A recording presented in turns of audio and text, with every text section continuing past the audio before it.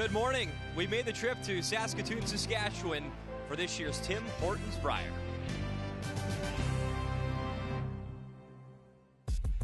It's a mixed field in Saskatoon. Some rookies, some veterans, some faces we haven't seen for some time. And then there's Brad Jacobs. A surprise. 2 years ago in Halifax, Jacobs was unlucky last year in London, just missing out in the playoffs. Now feeling comfortable in their third straight Brier, Northern Ontario is a team that could potentially go all the way.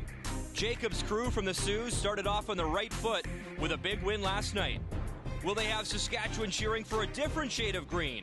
Draw 3, the Brier, is next.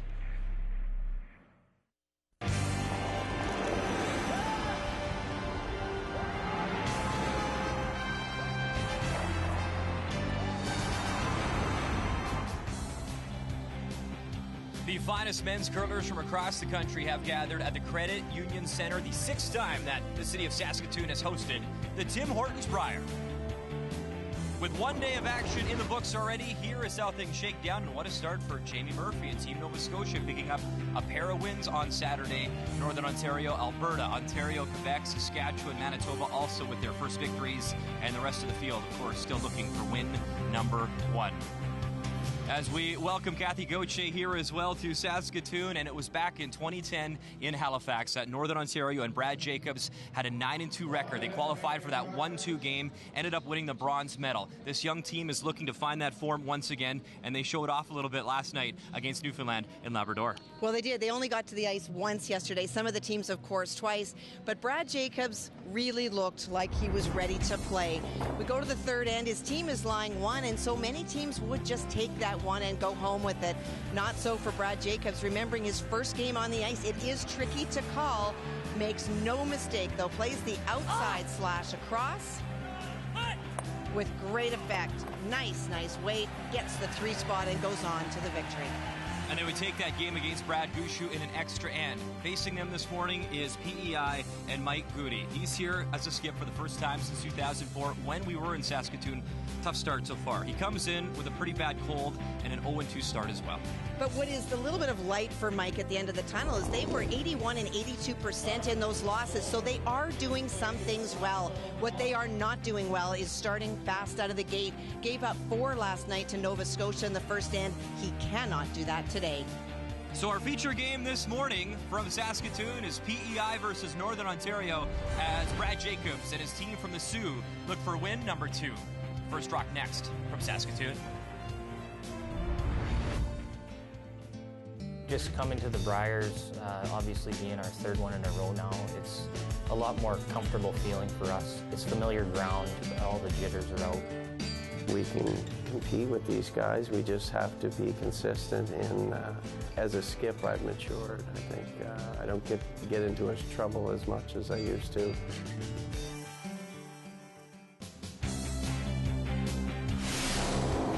The 2012 Tim Hortons Brier is brought to you by Roll Up the Rim to Win. It's time for Tim's.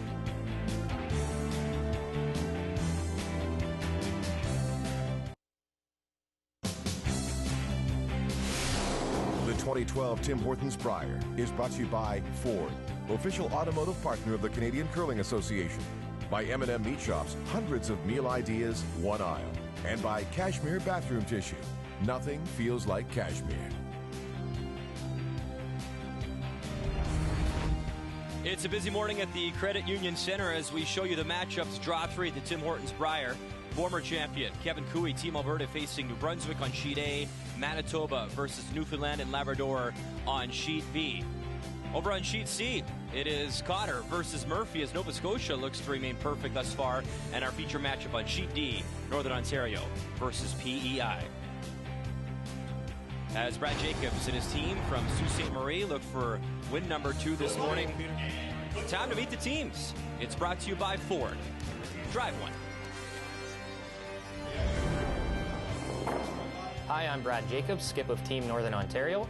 Our lead is Scott Seabrook. Our second is Ryan Harnden. Our third is EJ Harnden, and we curl out of Sioux Curlers Association in Sault Ste. Marie.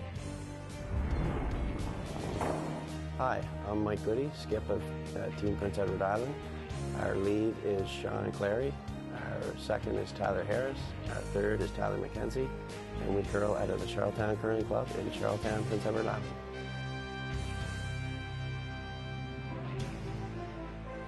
And Kathy, as we talked about off the top of the broadcast, a tough start so far as Mike Gaudet will take on these young men from Sault Ste. Marie, Brad Jacobs and their young team, always in tough. But you heard Mike even introducing his own team. He's really struggled coming in, had a bad cold.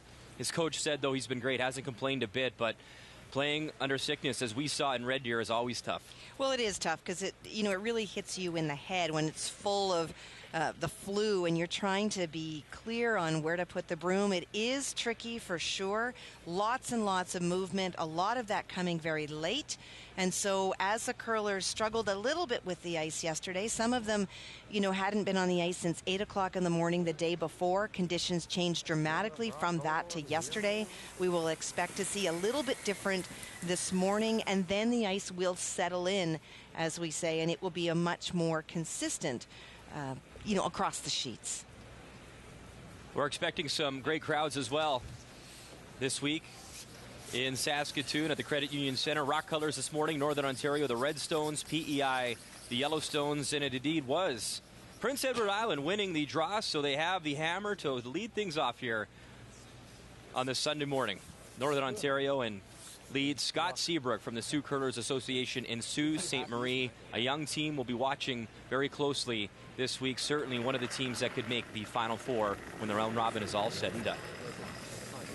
And for Northern Ontario, with only one game yesterday, this is still a little bit of a learning curve for all of them. It will be the third game this morning for PEI, so they definitely have that advantage of getting to know the ice better, feeling the weight that much better. Even though they had 2 losses, we talked about they're really good percentages. It's just been those early bad starts that's cost Mike. Missed that little flicker. Little flicker of light in the building, a bit of a power surge. Line's good. And a great start for Sean. He is in first place amongst all leads, and so he is setting his team up well. That's got to be a comfort for him in his first Brier. Go. That's good. Good boy, Shawnee. Yeah, look at that big finish, Brian. Comes right out the other side, completely open. It's going to be slow here, too, eh? What? Yeah. Oh, that's right.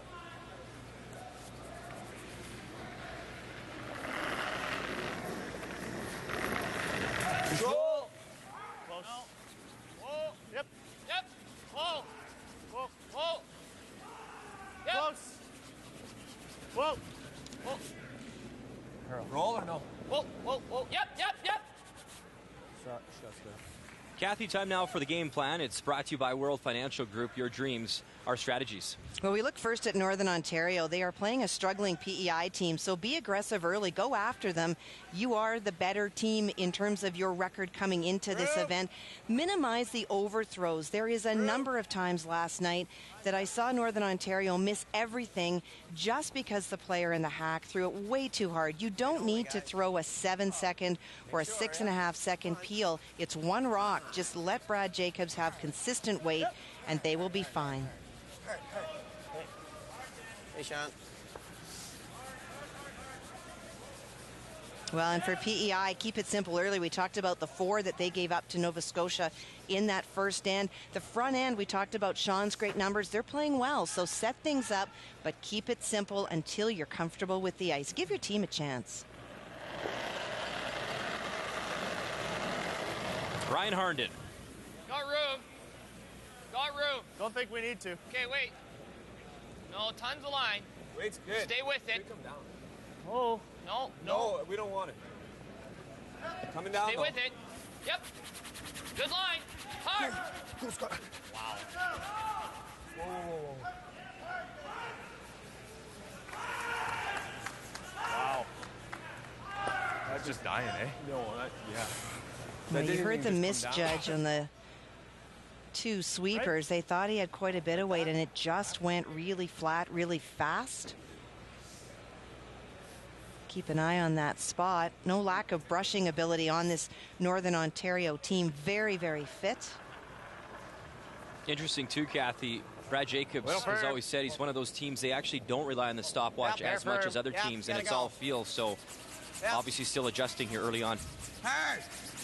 Good to see Tyler Harris back in the game in the 6th end last night. He left the game because of muscle spasms, went and got treatment in the sports room, so he's obviously recovered. That's nice to see.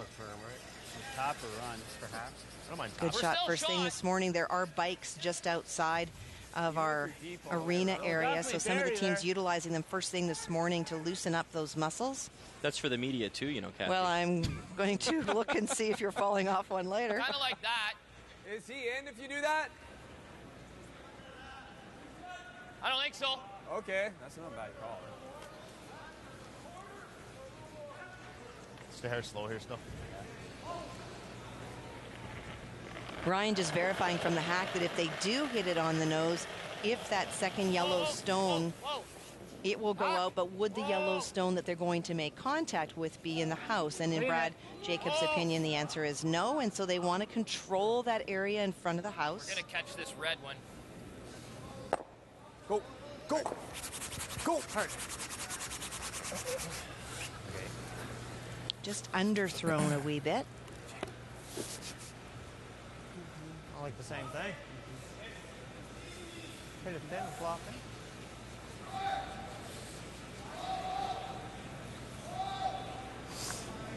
Kind of way?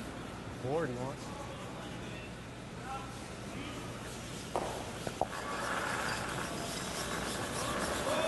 Nice. Yep. Yep. Whoa. Whoa. Yep. Yep. Oh. Oh, guys. Yep. Yep. Yep. Hurt. Hurt. Hurt. A great outcome with that Yellowstone spinning behind the red guard. Up. Okay. Just off. Yeah. Reminder, it is PEI here in this opening end that does have last rock advantage.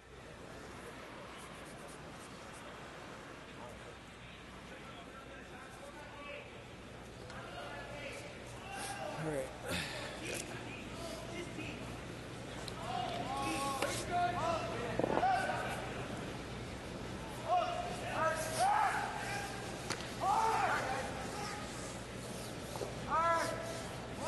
Third stones for Northern Ontario. EJ Harnden. Yep. He played very well last night, Brian, 90%, but made some very difficult shots. Go! Go! Makes the run back. Go! Go! Go! Go! Can't quite get them both as that Yellowstone hangs on back 12. Now that's almost a beautiful shot. It's still a really good one for your first throw. First thing here in the morning, runs that stone back. If he clips it a little bit less or a little bit more, he's going to make the double. Great brushing by Brad Jacobs, just can't get it quite out.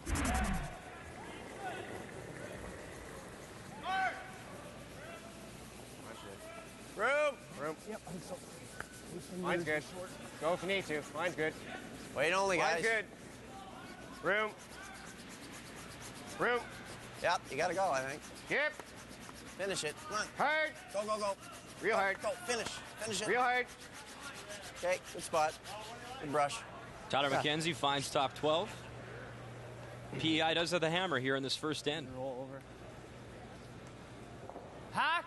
Okay. Gonna be a bit slow here still. Yeah. Teams just commenting on the ice. It is usually very cold in the building first thing in the morning, and it certainly is very cool in here right now, and so the ice is usually harder, the rocks slide better, but so far we've not seen it to be as keen as it was last night.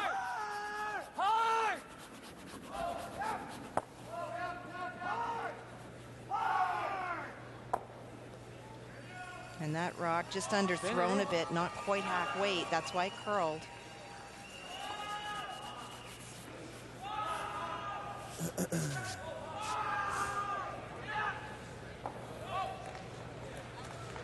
Like that? Sure. Back here. 299 to that. Playing the tap, just wants to promote that stone that's in the 12-foot back behind the cover of those two red and yellow guards out front. looking for lots of separation between the three stones. Are we back 8? Easy. Mine's pretty good. The one thing, Kathy, we talked about with PEI so far is they seem to have given up a big end early. Well, here finally in the first end, it's Mike Gaudet here with a chance to put a little pressure on Northern Ontario. Hard on the shooter. Little split, and now PEI lying 3 with hammer here in 1.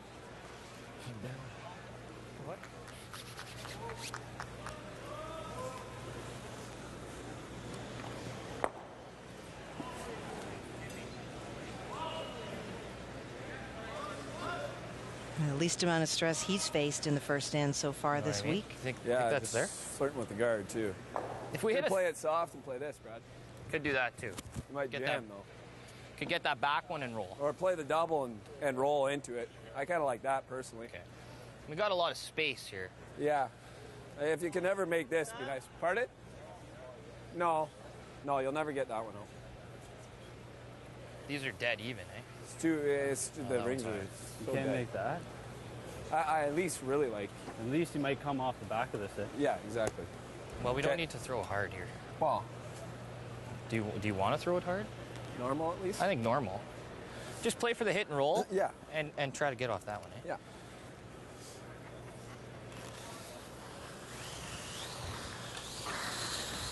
You like the weight conversation there, Kathy? I do, and I think that they've really taken a look at lots of options. These two stones are too flat. There is no double here, and the challenge that they're worried about is that if they try to play the hit and roll, this jam is also possible. So they're playing the simple, well, it's not quite simple if you don't make it, I suppose, the hit and roll, trying to roll this here. Sometimes in trying to eliminate multiple stones, you get a little bit of this and a little bit of that and wind up with not a great result. So this is not about multiple removal, it's strictly the hit and roll. Brad Jacobs, his first stone here in 1. Big scrub all the way, trying to get out of some trouble here. There's the hit.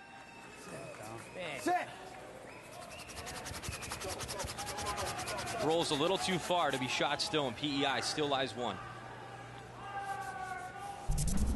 Well, they worked that right away. This is a great brushing. There's no lack of effort involved, but it is that little bit of less weight. That is the weight that he wanted to throw. That's when you get that movement.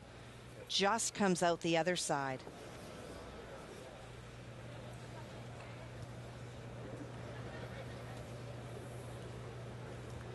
But it is not a walk in the park for Mike Gaudet because it is a whole new area that they've not thrown in yet.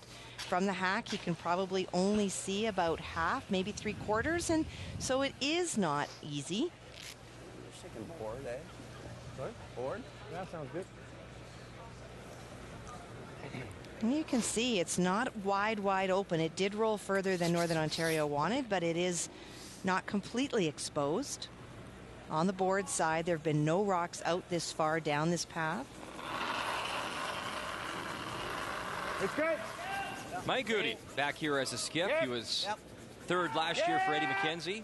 First time skipping here since he was back here in Saskatoon in 2004.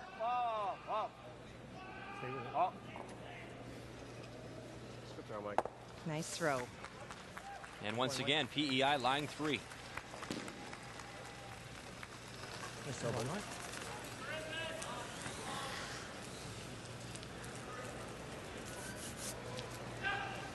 Well, he's seen the path, Brad Jacobs has, and needs to follow him down. There was room by the guard. If he's able to get by a little bit tighter, the roll inside is available.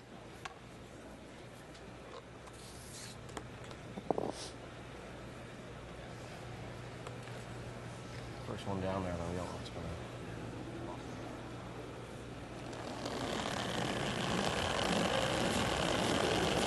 Stone here in 1 for Brad Jacobs. Facing 3 without hammer. Heavy hack. Yeah. And those strong brushers does not use them here. And it will now be a hit for 3 for PEI. Not a bad throw by Brad Jacobs, but he has a lot more rotation on his handle than does the team from PEI. So his stones will run straighter. And that's what happened there. And what a great opportunity for PEI in this first end.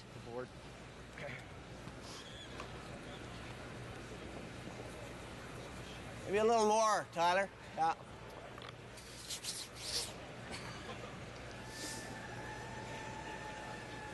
Well, Kathy, we talked about early struggles for this team from the Charlottetown Curling Club last night against Jamie Murphy. Nova Scotia gave up 4 in the opening end, and now here on this Sunday morning, final stone in 1.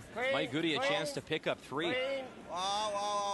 And for Mike, a great confidence builder. Tough shot on his first one, gets a chance to throw the same shot twice. Great outcome. A beautiful result for PEI and a great start for Mike Gaudet. Up 3-0 here in Saskatoon.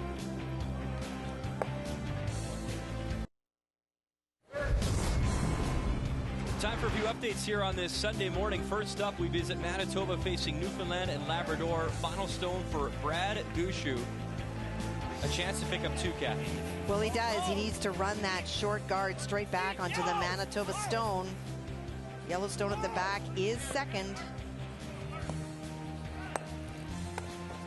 Makes the run, but the Yellowstone will not stop in time, but he was lying 1, so it is a single for Brad Gaudet in Newfoundland and Labrador. Meantime, Team Alberta, there you see Pat Simmons now curling for the Alberta province. Final stones thrown from Kevin Cooey, playing a tap back here in his morning draw against New Brunswick. Well, he is indeed. It is the New Brunswick stone that is currently shot. So this is just for 1. Needs to tap it. Oh gosh, about 6 inches would do. You really gotta go hard, line. Thies and Rycroft scrubbing, but they can't get it there in time. And it would be a steal of 1 for Terry Odishaw and his team from Curl Moncton out of Moncton. They're not shy about having rocks in play. They're up 1-0 after 1 there. And BC Nova Scotia also going head-to-head, and Jamie Murphy continues his great play here. Picks up a deuce in 1 and a 2-0 lead as we bring you back to our feature game here at the Credit Union Center in Saskatoon, Saskatchewan. A 3 spot early on for Mike Gaudet and PEI. They have the lead, and it is Brad Jacobs and his team from Northern Ontario with the hammer here in 2. Now for PEI, what a great start. We talked about their slow starts, but we also talked about how in those losses they were at 82 and 81%. So there have been some consistently good shooting from the team from PEI, just had not had the results that they were looking for. So that will be a great confidence builder. And for Northern Ontario, a little shaky out of the gate, just a couple of half shots. Ryan coming a little bit light when he was playing the hack weight, and then EJ taking the guard, and it doesn't take much to generate 3. Good. Room. Room. Where are you? Oh, Ken. Well. Line's coming nice. Come on, guys. Come on. Come on. Yep. 8 foot. Come on. Come on. Harder. Yep. Harder. Okay, good spot. Speed's not bad here, eh? Oh. Well, there's the numbers. It's funny, you know, an 80% got Northern Ontario a win last night, but 82 and 81% did not get PEI the wins. And so if you're the team PEI, you've obviously got some frustration because you are playing well. But it is the timing, and again, it is the big end early that really got them against Nova Scotia last night. Something they need to guard against. Giving deuces do not hurt you. You don't want to give 3s and 4s, or you certainly don't want to give them often. Like that, or?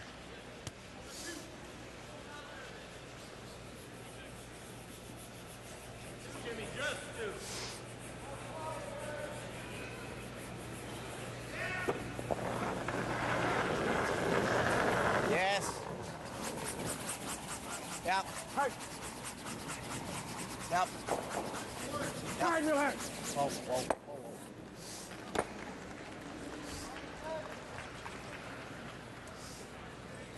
whoa. Successfully peels off that corner guard.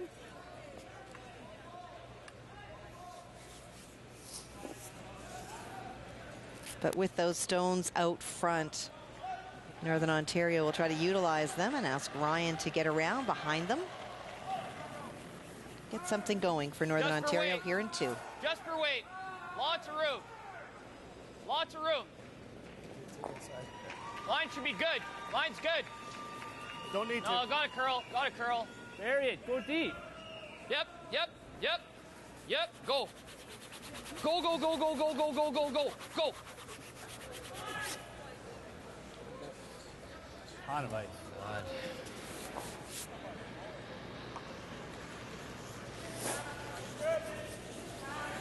Well, they scrubbed hard at the end to get the finish to the stone, but just a little bit deep. That's the difference if you throw the weight to the sweepers to let them bring it around and behind, or if you throw it to the paint, it will run much straighter. Back 12. No, never.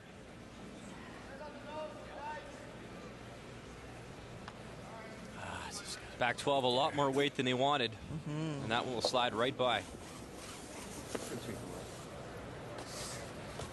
Yeah, not too much. We can just wait longer. We still have to do it.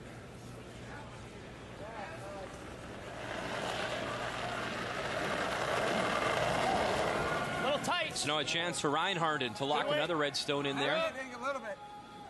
Yep, room, room, room. Clean, yep. Room, room, room, room, room. Room, room. Oh. Gotta go a bit. Yep. Hard, hard, hard, hard, hard, hard. That one settles top 4. And Kathy, just another great example too. You have these young athletes who train so hard in the gym and work so hard, but if you don't use your sweepers, it's all for naught. And there's a case where they use the brushers and get the rock in a spot that can work for them. Well, much better results for sure, Brian. Not only did he let that front end sweep, or his lead and his third, as you say, but also with throwing less weight, you get the finish earlier. Oh, oh, oh. Close. Close. Yep. Yep. Yeah! Tyler McKenzie Hard. Hard. playing the run back raise. Picks the one redstone away, but it is Northern Ontario still lying that one. Back 4.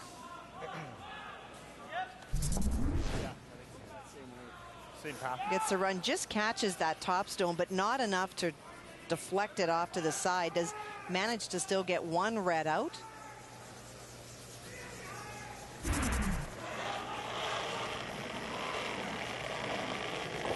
So a chance for EJ. Had 2 tough shots in the first end, ran that stone back on his first, and tried to play a hack weight, just underthrown on his second. Now he needs to find draw weight. 3 very different shots in 3 throws.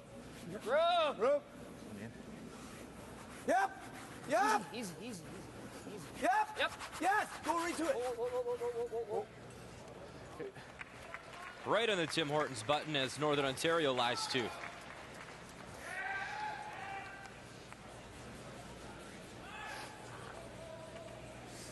Kathy, I've really noticed too, EJ's delivery has really improved. I know in past years sometimes an issue he had is that back leg would kind of trail out and swing out on him. Yep. And this year he seems to be really solid. I know he's worked really hard at that. They have. They've worked very hard with great results. Manages again to pick out one of those red stones.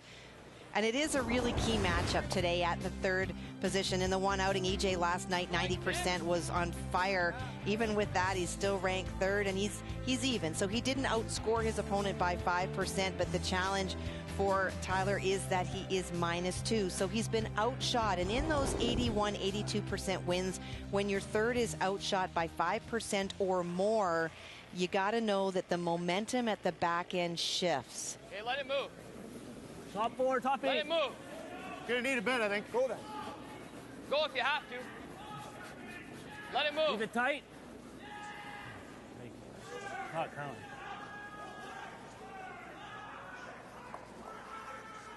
I don't know. I think higher the better, I think. 0 line.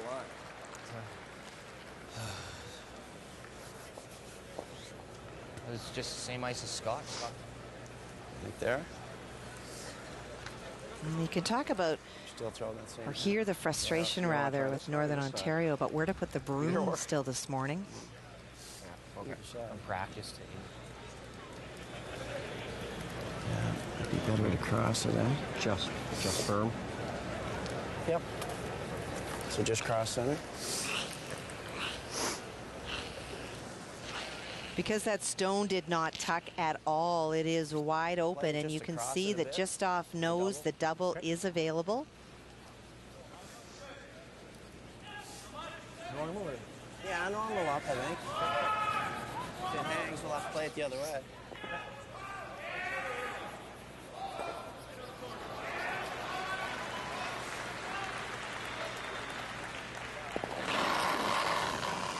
Mike Gaudet. Yep. His first here in 2.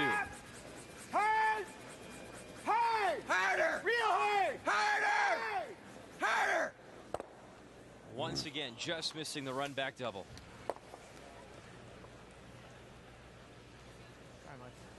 Sweeping. Well, they wanted to go just across the face to make it, and it just over curled just that wee bit. Missed by much? Missed by much? Good throw.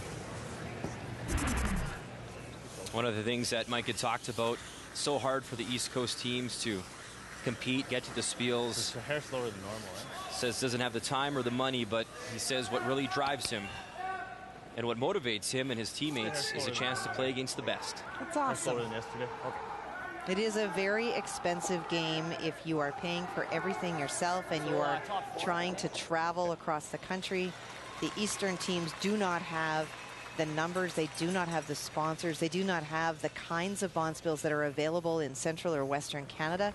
And so there is no question that there is a disadvantage to teams coming in that aren't able to travel or don't have a sponsor and need to pay for it themselves. Yep, line. Yep, line. Come on. Yep. Hard. Hard. Real hard. Trying to get a second stone in there. While we watch that stone settle, live look over on sheet B, Manitoba, Newfoundland, and Labrador. Rob Fowler. He's got a shot for 3 here, That pass sucks. Yeah, that's right. Brian, and on our feature sheet, you see Brad Jacobs coming up short, leaving a wide open stone for PEI. You heard Brad mention that he's not happy with the path. Never stop. Meantime, Fowler's final stone makes a hit. Shooter sticks around, and there they are. 1, 2, 3 for Team Manitoba. So Rob Fowler, his team from Brandon, up 3-1 after 2. Throw normal. Yeah. Try to get that roll, eh? Well, you heard the frustration from Brad Jacobs. He doesn't like the path. I'm not sure if it's the path or if the rock was just underthrown. It definitely curls, and that hole is smaller than it looks, and that's because of the big finish. And he was just light. They swept it all the way. Normal. Yep. Yep. Hard. Gotta go. Hard. Real hard. Hard. Real hard. Now it's Clary. Harris's turn to scrub. Get it by their own guard. Lose the shooter, but they do remove that red stone. Finally. Took a while.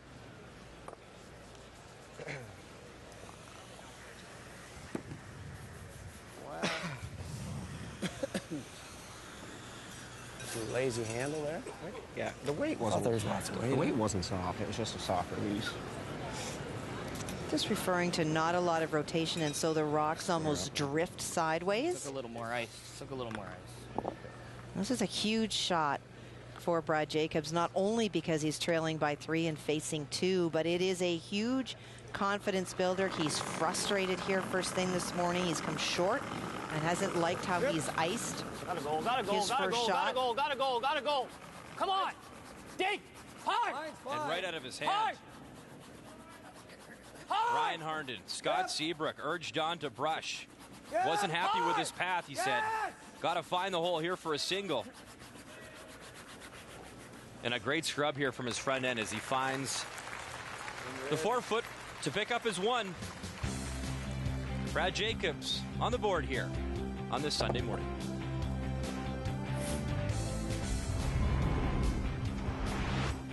Before the week began, Terry Odishaw said he would have a lot of rocks in play, and he's done just that so far. And that includes the Sunday morning against Kevin Cooey and Team Alberta. Final stone here, and he's got to play a delicate little touch shot to pick up his single. Well, he's got a chance for 2, Brian. He's trying to get to the inside, but if he's able to just tap the Yellowstone back and roll to the center, it could be for 2. Just over Just curls. hits his own stone there. So a single and frustration for Kevin Cooey. 1-1 there after 2. Our feature game at the Credit Union Center this Sunday morning. Northern Ontario, PEI. It was Brad Jacobs finding the hole, drawing in for a single. So it is Mike Gaudet with hammer here in 3. Whoa. Whoa, whoa. No. Jeez. Oh, boy. Nicely done. Northern Ontario coming a little bit deep. That's that red stone that was just tapped back, marginally so by PEI. And PEI taking really good advantage this morning of those miscues and the deep stones thrown by Northern Ontario. Hard, hard, hard. Hard. Way short.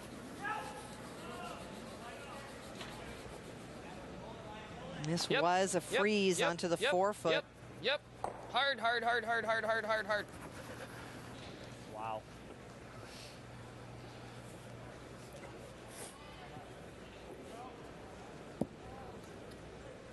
Yeah, 85 time. Like threw that 82, just a hair less than that. Close to it. 85-82, talking about the timing from the back line to the hog line.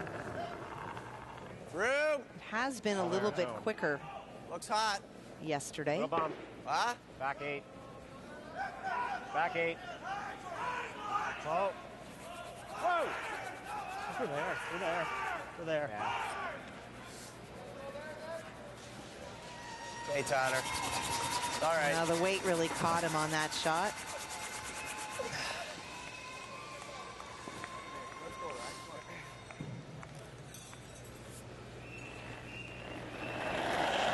Chance for Ryan to make good. Just came a little short on the first one. Room. Room. I think it's there. Room. Room. No. Looks heavy. This one needs to come a long way at the end.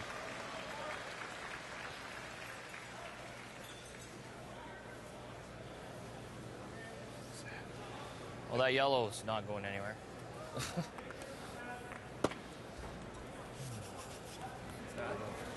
Ryan just coming deep, and the reason Brad said that yellow's not going anywhere is essentially the red stones have created a little bit of a wall now behind the yellow stone, so there's not a lot of ways to tap that stone and get shot. Nice, sir. Top 4. Top 8. Line's good. Clean it. Wait only. Oh, weight's good. Wait only. We're to it. Wait as long as you can. Yeah, we're to it on its own. What? Yeah, I think you gotta go. Hey? Not much. Whoa. Yep. Come on. Yep.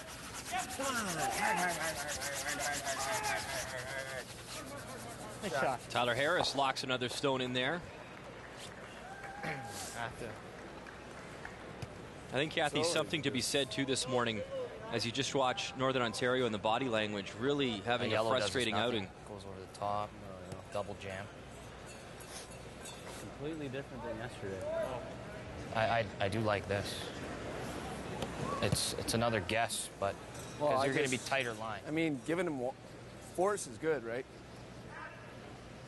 Just don't want to make him lie too and not be able to get at him.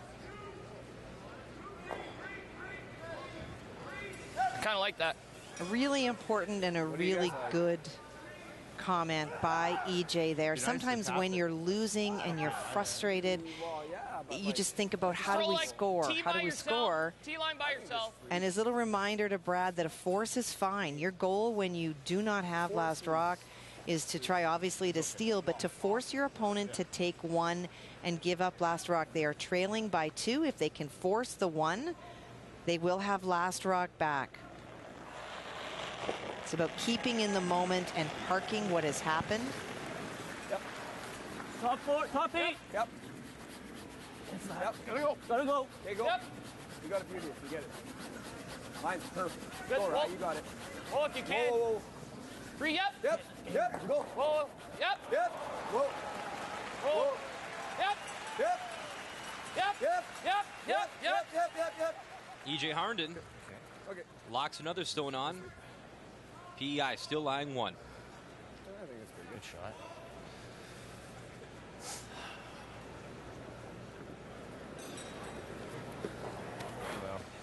And as Brad Jacobs alluded to, I don't know how they're going to get that one yellow stone out of there. Okay. What are those guards doing for us, huh? Well, they're not doing much. It's a good double peel them. I don't mind putting this one on there. Okay. Yeah. It's a little bit of both teams waiting for the other to move. You heard the discussion from the PEI team, wondering if they should be playing the double peel on the guards and trying to find a way to tap red onto the two yellows and find a way to score two, because they've got two yellow ones in really great position. It's out there. But their preference is to let Northern Ontario make that move.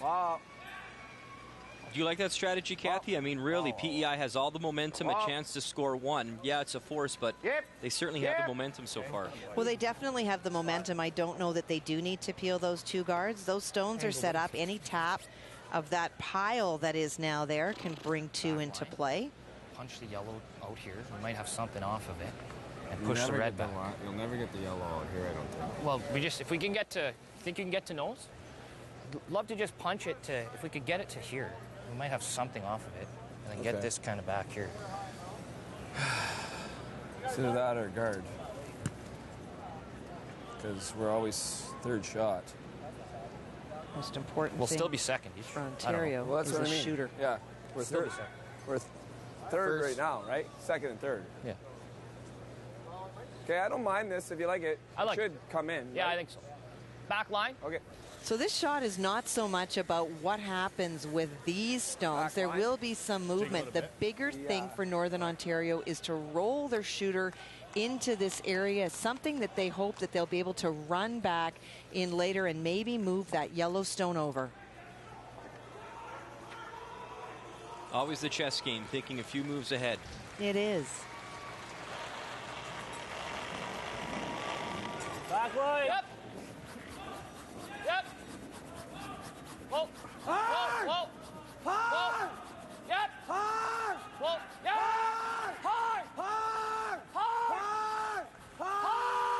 Just we could buy that front guard, move those stones around.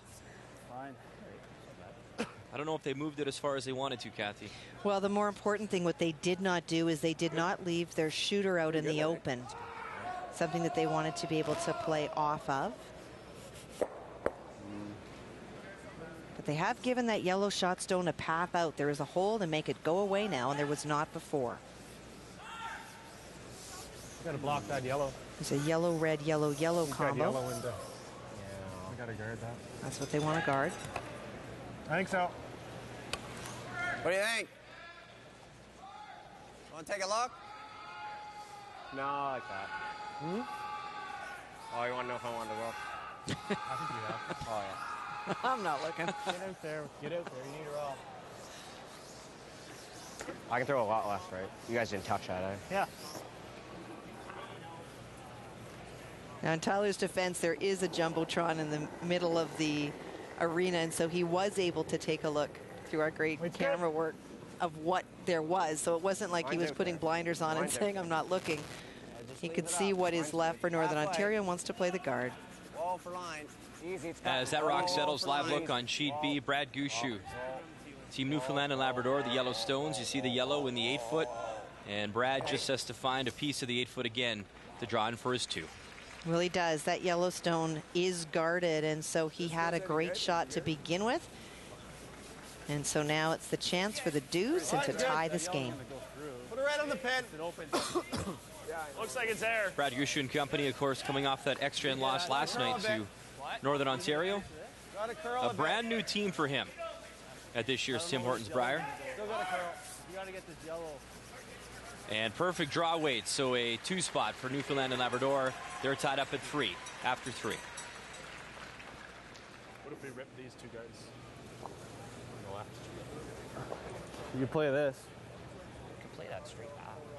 Yeah. That might not be a bad shot, Ryan. Pardon? Play this into the yellow. Even if you get these two Yellow guards, right it's not back bad. into the yellow? Yeah, I mean, even if you roll over, it's not bad. You're always good on this side.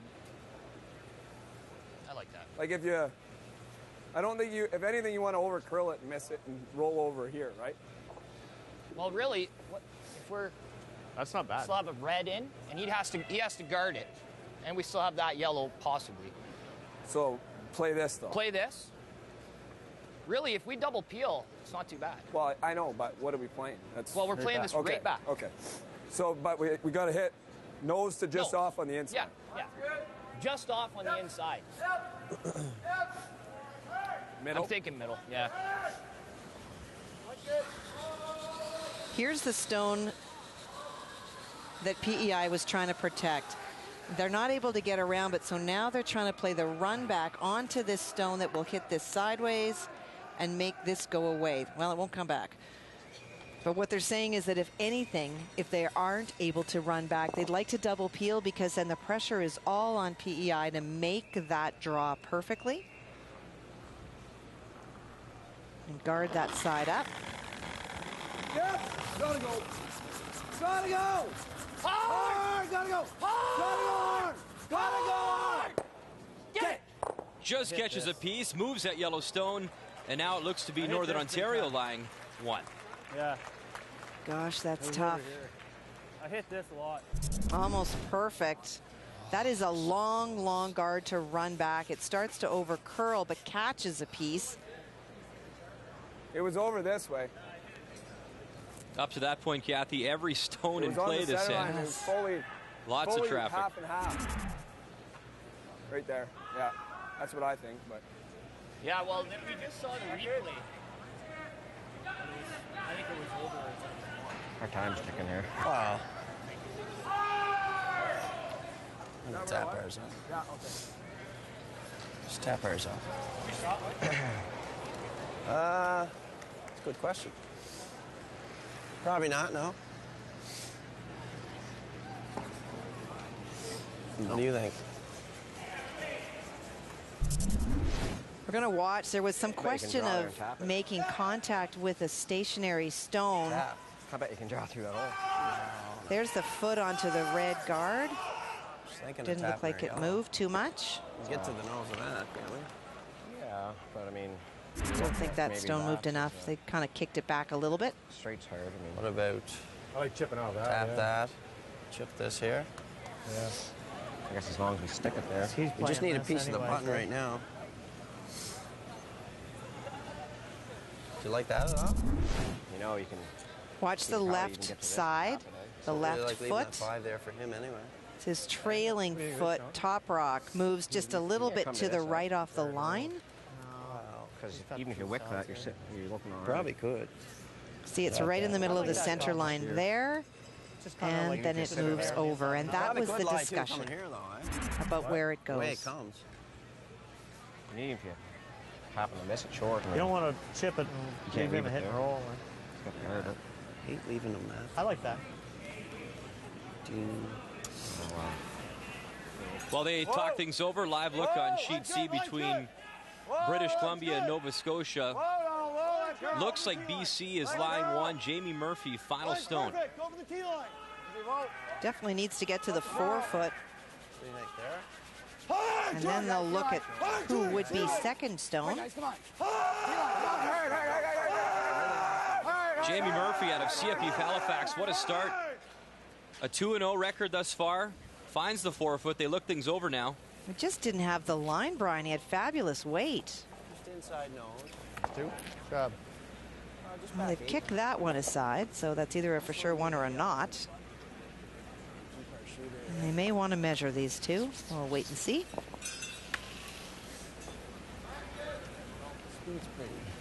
Meantime, Mike Gaudet settles into the hack in our feature matchup, looking to play that quiet tap. We will update you on what happened there when we find out. A lot of weight. Close. Yep. Yeah. Weight's good. Hard. Hard line. Hard. Hard line, Now what they guys. elected to do was tap the red stone onto their yellow. This is really curling. Larry and Harris can't get it by that yellow stone. Keep it going. And that one shot by Brad Jacobs, wow, really turned this end around. Well, more importantly, what happened there for Mike was that he opened up that side and gave a path to Brad Jacobs. I'll take a really good look to see if they figure they or their opponents are shot stone. While we watch the measure, Brian. As promised, an update as they look things over, the micrometer. How do we get there now? And they do point to that yellow stone, so was it indeed 1 or 2? Yeah. 1 for sure. We know that. They kicked that other yellow up pretty quick, so we didn't know if it was a counter or not in play at all. Once again, we'll let you know. What are we good for up here, Kathy? Seriously. Well, I can see they just showed 2, so it is a deuce. There you go. So see, I know why I'm here. Now, there certainly is a hole to get through there for Brad Jacobs. T-line? T-line's good. Do you think the speed is good here? Should be fine. This is where you just sort of draw the button. Yeah, this should be good. I threw an intern coming back here in the spot. It was good. Yeah. Coming into this end, Brad Jacobs was at 50%. Part of it was degree of difficulty of his shots, but part of it was a struggle with draw weight. Needs T-line here.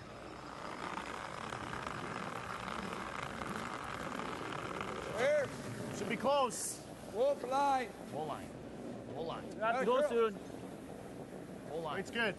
Top 4. T-line. Got a curl. Final stone here in 3 for Brad Jacobs. Top 4. Got to go. Down 3-1 without hammer.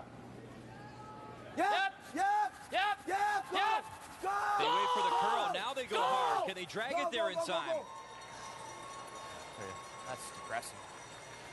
Just had to wait for line. And he's frustrated. They did have to wait for line. You heard Ryan say, we got to go. Great judgment on the sweeping and good eyes on the stone to know that they needed to go, but you can't go because of that red stone that's just coming into play there. They have to wait for that curl. Otherwise, he's got a pistol. And of course, we just saw a measurement next door, Nova Scotia, BC. It was 2 for Nova Scotia. They lead 4-1, and more than likely to see a measurement here in our feature game. Wow. I don't even mind this. Take this. No, I'm not. Place is completely different than yesterday. Play the same shot for 1. Just need board even. You don't want to play the same shot for 1, Two down here, Mike. You know what it does? It's probably just for 1 anyway. This here? Well, we can't touch our 2 to get 2. I know, but I'm just saying, like, this might be a little. You only got to get there, It'd be nice if you hit this thin enough. I like this. Right? I like this, boys. Okay. You see what I mean, T-Mac? You hit that thin, you hit that right, you're going to go on. Oh, I know. Yeah, I see you. Don't worry. Just firm board, pin. Kathy, a bit reminiscent of the shot Brad Jacobs made, actually, that we showed you up the top of the broadcast last night. It is. There's 2 options. They initially had talked about playing this stone red onto yellow and just to promote it for shot. You heard him say he thought it was only for 1. That would suggest they think that that red stone belonging to Northern Ontario is shot. Now what they're electing to do is to play this way. It's a little bit trickier, in my opinion, on the shot that they've chosen. He can throw more weight, and so you know it's more predictable, but it is also further out into a path that may hang, or when it starts to curl, will curl hard. So final stone, needing to wick that stone over, not to be. And now we find out, is it yellow or red for 1? I think it's 1, but... Just going to measure on that, I guess. Okay. From that view, Kathy, I actually think it's red. And I think that PEI thinks it's red, too, because you heard him say it's only going to be for 1. But when it's this close, a measure is always a good idea. I looked once, I thought it was red, and I looked again and thought it was yellow, so... All these measurements, too, Kathy, just brings you back to the Scotties and Red Deer and so many close measurements. You think about that semifinal, Alberta, Manitoba. The crowd going wild for Heather Nedawin. You have to measure that one twice just to be sure. Pressure on the officials, too, here. What do you think? Now the thirds are there. They can ask for a second look if they don't like the first result. Okay, it goes to the 2.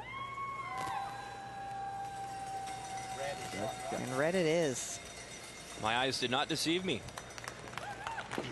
So that first shot from Brad Jacobs, what a difference maker as they pick up the steal.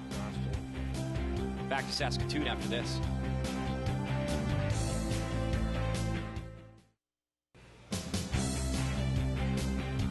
Welcome back. You know, Brad Jacobs throwing at 58% so far this morning, but I'll tell you what, Kathy, if not for his first stone in this last end, could be a much different dynamic to the game.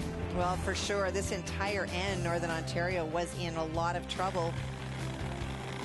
Couldn't get the rocks in the right spot, and so they elect to play a run back, but it is a long run back. Need to make contact with that top yellow. He does. We find out now that he pushed those stones back, both of them, enough. And it would be his red stone left in play there in the 4-foot. That would be the counter, the steal to bring Northern Ontario within one. Huge shot. The key shot is brought to you by Scotty's Facial Tissue, stylish designs for any room. So in what looked to be a sure single setting up for PEI, a steal for Northern Ontario, and a 3-2 advantage for Mike Gaudet here, with action underway in 4.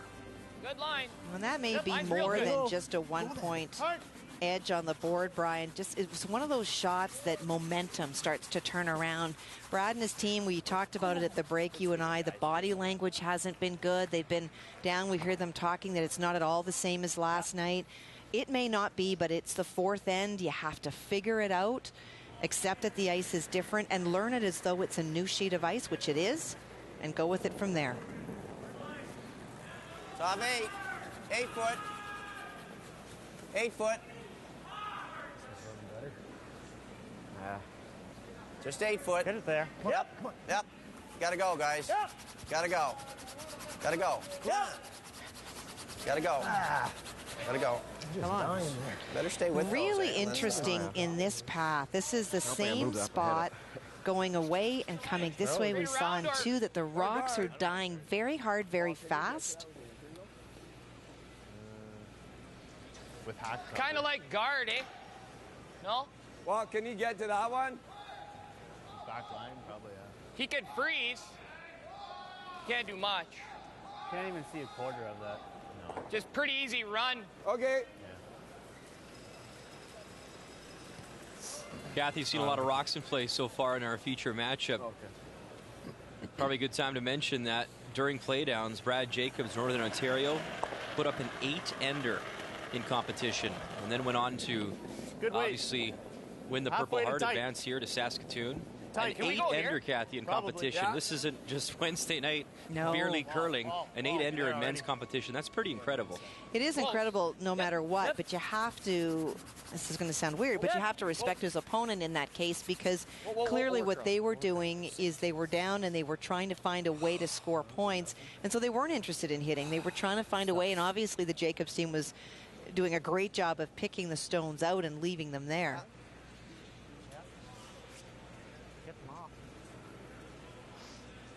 Even though those 2 yellow stones are in the control zone, it's very difficult for PEI to make any use of them. Not comfortable with what's going on, and this is what he talked about in the beginning, the maturity of not leaving himself in a lot of trouble. So far he has not been in this game, and so Mike's asking Tyler to remove those stones, open it up a little bit. Kathy, have you been involved in an 8-ender before, either on the receiving end or the taking? I have not. Control? Nose is fine. Moves a couple of stones around. Nose is fine. Just to leave his stone in the house, and so Brad not going to waste any time in removing that.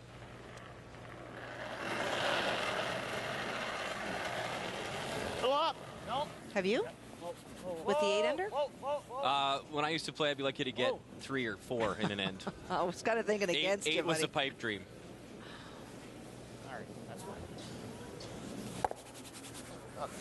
I'd be like Tyler McKenzie's comment. I just don't want to look. I was really scared that was going to carve hard. Yeah, the draws seem to be running nice and true now down there.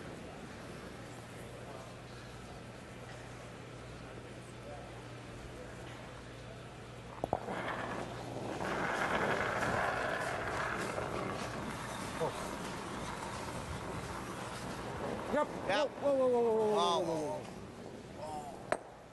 Okay, that's fine. Good throw.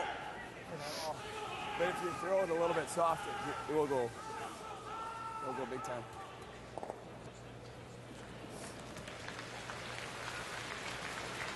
Now you can just see the confidence now in Northern Ontario. We heard Brad Jacobs say, no, I think the draws are running really nice now.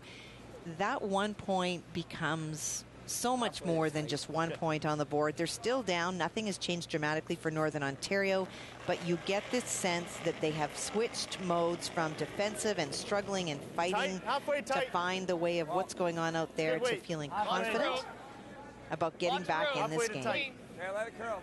Just let it go soon. Still halfway. You can go, yeah. Yep. Come on. Yep. Go, Scotty, come on. Go, Scotty, go. Keep going, Scotty, go. Go, Scotty, go, bud. Go. Just trying to bring it closer to the center line to protect those 2 stones. Works. Yeah, it works. I really thought that would go over a little bit. It's all at the end, eh? Yeah. You play it across the top, don't you? Yeah, I don't. I like that one. Yeah.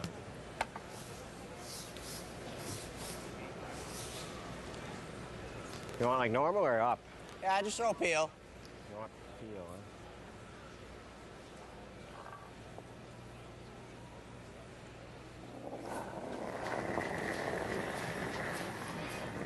huh?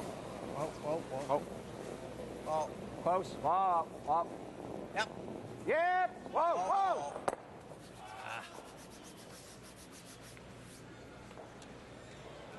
Well, he was hoping to catch one of the stones on the way by. It's a little bit of the betwixt in between. Do you want to peel the guard or do you want to try to pick a stone out? As a result, he really did neither. He opened it up a little bit, but he left his guard up there. And so Northern Ontario will continue to guard the stone that is shot. There, more. Clean. Close to the same. Okay. You can clean it. Might have to go. No. It's tight. Yeah. Clean. A little bit more, Brad. Stay with it. Whoa. Yep. Whoa. Clean. Kathy, I don't know if this will be an issue in this end or not, but on the last run back from PEI, bit of a scrape in the ice. You can see in the 12-foot, just below of the H in the Tim Hortons on the right-hand side. I think the same thing, eh? There's a look at it. Yeah. I'm surprised. Usually players pick that up and will sweep it off to do. make When you sure it can doesn't cause an also issue. see there, it was just interesting, Brian. I didn't mean to interrupt, but from that great angle that we just saw, you could also see where the rocks had almost, it's not that they're melting into the ice, but where the rocks were, which is very unusual for first thing in the morning. So I'm not really sure what's going on this morning, but they were talking about things dying really fast in that path. And in that angle, we could see the actual marks where the rocks had sat. And that would have been from the second end. So it could have been a little soft up the middle, which would have explained why those rocks were stopping so fast. So you see Northern Ontario lying 2. Well, there's the scrape that we're talking about. That can be from, well, it can be from anything. It can be from on the end of your shoelace. You have those little marks, but there's the rings that we're talking about, and that's not from this end. This would have been from the second end, and the rocks weren't there that long, and so to have that mark in there would suggest that the ice was a little bit softer. When you have hard ice, you don't get those marks at all. So when the players said it was dying fast, it was dying fast. Live look now in Sheet A between Alberta and New Brunswick. Kevin Cooey leading 2-1 in the 4th end. Redstones belonging to Alberta. It looks like Alberta lying 1 there, and now Terry Odishaw from Carl Moncton attempting a run back here with his final stone. Well, he's playing off an Alberta stone, which is always tough. And once again, every time we've checked over on Sheet 8, a lot of rocks in play. That's a steal for Kevin Cooey, and a 3-1 Alberta lead after 4. Like crossing the yellow and just... Yeah. Okay. There we go. Normal? Just normal? Just firm. Normal.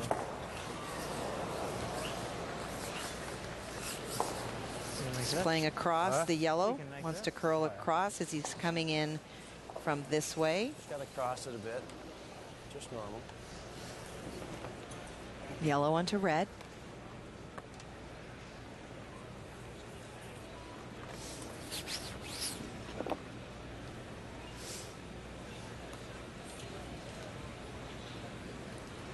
Both these skips coming into this end, Kathy, at 58%.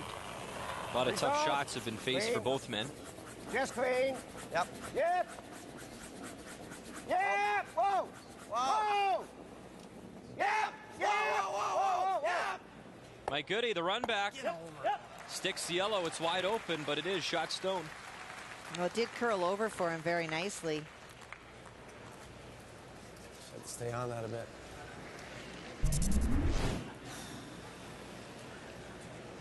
Great brushing. He gets good line on the stone. The challenge is that his shooter rolls too far. Clunks it a little bit too thick, and so as a result, it is wide open for Brad Jacobs. Go my way. Normal, yeah, you're okay.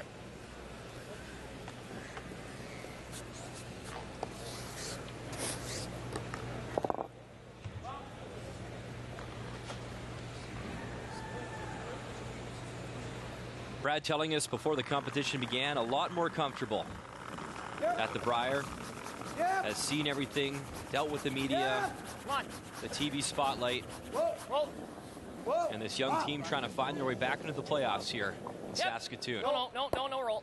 Nice hit and roll behind cover, and it is now Northern Ontario lying two, and the force is on here for PEI and Mike Gaudet. Not bad. Just the last time he threw a draw, threw a pro side. That's a great momentum shift. And there you see, finally, they clear off that scrape mark. Just a draw, hey, boys.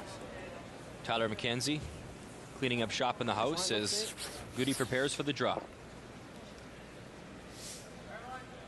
Needs full 8 for the single point, but for Northern Ontario, for the very first time in this game, they have put some pressure on Mike to make a shot for the single. Mine's good. Final stone here in 4 for PEI. Keep it out there a bit. Michael Gaudet from the Mine's Charlottetown Curling Club drawing against a pair. T-line. Wait, come on. Mine's fine. T-line, come on. Come on, guys. Push it. Push it. Tyler Harris, Sean Yeah, Clary. keep moving. Keep moving. You got it. Keep moving. A nice scrub for PEI. Thanks. And they'll find the 4-foot for the single. Push, honey. A 2-point advantage here in Saskatoon.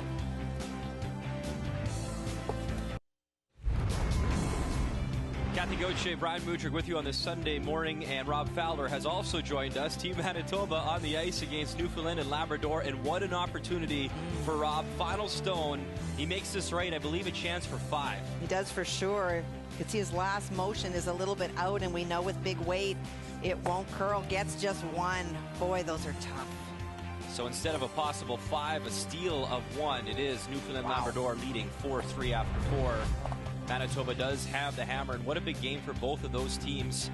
Nova Scotia, what a great start for Jamie Murphy. He's at 2-0. Northern Ontario, Alberta, Ontario, Quebec, Saskatchewan, Manitoba, all with victory so far. You see the rest of the field looking for win number 1. And also looking for their first win at this year's Tim Hortons Brier. That would be PEI and Michael Gaudet out of the Charlottetown Curling Club. They pick up a single in 4 and lead 4-2 with action underway here in 5 at the Credit Union Center in Saskatoon. Oh, yeah, that's tight. Good draw by Mike in that last end. Went in with their first corner guard thrown by Northern Ontario, and this the second stone. Looks like it just slid in.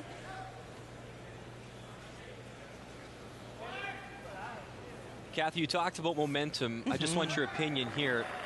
Yes, they're down by 2, but now they have the hammer. Do you really feel things shifted when Brad Jacobs made that one run back to pick up that eventual steal? I think a combination of Northern Ontario being in so much trouble and Brad making that shot and then winning the measure and that single point. It is true they're down 2, but as you say, Brian, they have last rock. If they're able to score a deuce here, you go into the break with a tie in a game that you've been frustrated and felt that you've been out-curled and you struggled with the ice. So when you can go through that kind of a start, and if they're able to get a 2 and be tied at the break, for Northern Ontario, you just sort of drop it into a different gear and go from there. But for PEI, they've come out really strong today. They forced their opponent to make some tough shots. They didn't make them. And so for the team from PEI, Mike Gaudet, they just want to keep this advantage that they've got. Would love to force Northern Ontario to just one. But yes, Brian, I would say the momentum shift for sure right now in the hands of Northern Ontario. It's nice. Whoa, whoa, whoa, whoa, whoa. Yep, yep. Whoa, whoa, whoa. I guess I could have answered that with a yes. Yeah, that would have worked too. Want to nose that? It's a long morning, Kathy. I enjoy your voice. We might crash into it. What? You're going to stay right there. I mean, nose isn't the end of the world. You can't get in here. No? No. You're going to touch this. What if we throw a peel at it? What if we throw up? Like normal and come off the back? Yeah, you can probably. Okay. Poke that out. A good discussion from the hack. Ryan's wondering if he can play the kit and the inside roll. And because of where that yellow buried stone is, he can't. He would absolutely bounce into it and stay in the open. Yep. So just communicating that information. Whoa. Yep. Whoa. Yep. Whoa. Whoa. All right. And they talked about coming off the back of it, which is exactly what they did.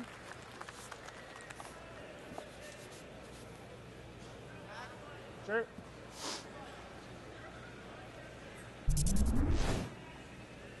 Can't tap him.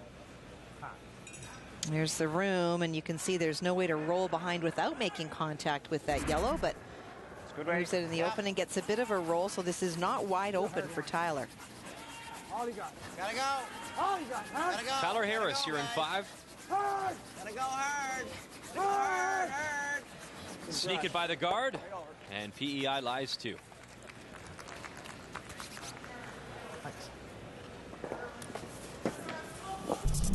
Good brushing to get that by. They stayed on it really hard all the way. Just gets by. Nicely done.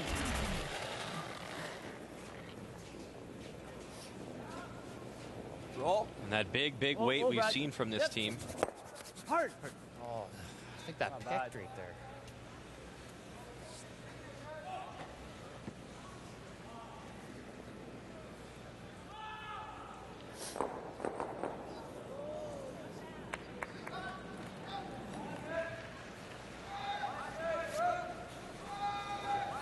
What do you want? What do you want? I want to lose it.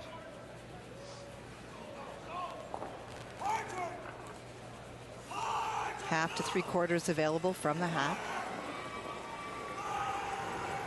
Weight's good. Yes. Yep. Hard. Hard. Real hard, guys. Hard. Real hard. Real hard. Real hard. Hard. Hard, hard, hard, hard, hard, hard. Whoa, whoa. And there is a mistake that Northern Ontario was looking for. Well, it is, and it's a bit of a calling mistake, too. When you know you're going to hit the stone, you want to clunk it hard enough that that red stone that's at the edge of the 12-foot goes right out of play.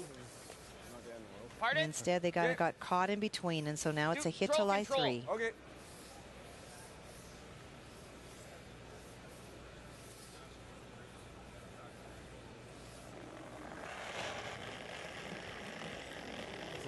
Good win. We talked about EJ's great game last night and how he's a crucial part of that victory over Newfoundland and Labrador. Another solid morning, 88% coming into this end. No, he's a good player. There's no question about that. Hits it on the nose, and now Northern Ontario lying 3. Dead straight there. And the way those rocks are staggered, be a tough double. Make sure to stick that first. Those are running pretty straight. He can move it over for sure. We haven't seen the up weight that he can throw. Yep. Oh. Whoa. Yep. Whoa. Whoa. Whoa. Yep. Yep. Whoa. Yeah. Whoa, whoa, whoa, whoa. Moves it enough and takes 2 away. Very well done. Very nice up weight throw. I think those are pretty good. It's about as good as he's going to get with this shot. Throws the up weight well, doesn't push it back. Gets the 2. If that side stone was not there, that other stone would have gone out, but he certainly has done all he could have done on that shot. But it might not. It wasn't that bad. It wasn't bad. Easy. Yep. Yep. Gotta go. Right up. Gotta go. While we see this stone settle on our feature game, a live look on sheet C, BC, Nova Scotia. Looks to be BC lying 2. And a 4-2 advantage for the 2-0 Jamie Murphy. A great start for Nova Scotia at a CFB Halifax. His final stone playing the hit. Hard. Whoa. Clean. Needs to get to the nose. Does just that to pick up the single. So an impressive 5-2 lead after 5 over BC and Jim Cotter out of Vernon and Kelowna. And a good roll by EJ on our feature sheet to continue to lie 2. We're trying to get as much separation between the red stones as they could.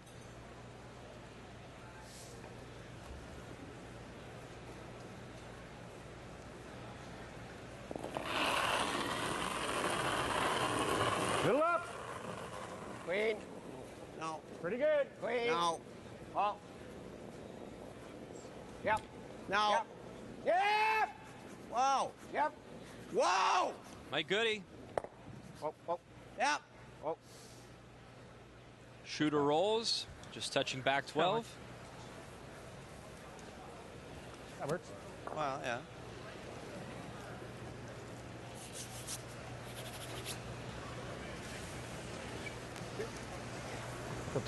Stick around. Oh, what are you talking about?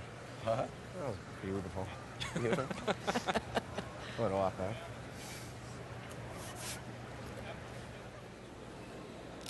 Nice and positive. Does stick around, forces Northern Ontario to play the hit and stick. And again, it's about grouping stones. Depending where Brad Jacob winds up with his shooter, there may be the chance for PEI to get rid of both.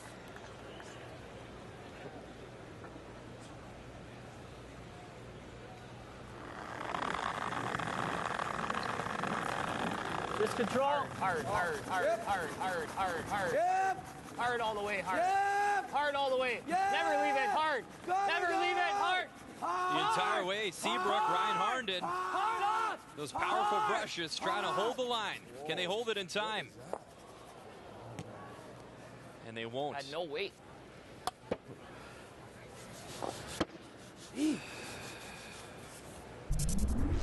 What a difference that one rock makes.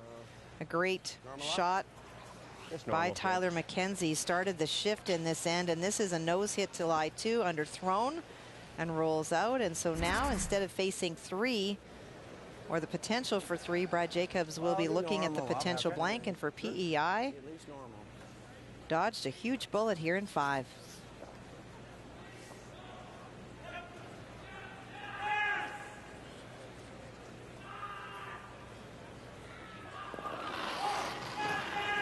Final stone here in 5 for Mike Goody. I guess Kathy, though, just goes back to perspective. Yes. Even after more frustration, technically still just down by 2 with hammer. Oh, sure. A lot of game to come. And great patience by PEI this morning. No panic. Called a good double by Tyler. Made a good shot himself. And just stuck this, so even the blank will be work for Brad Jacobs. Yeah, take that.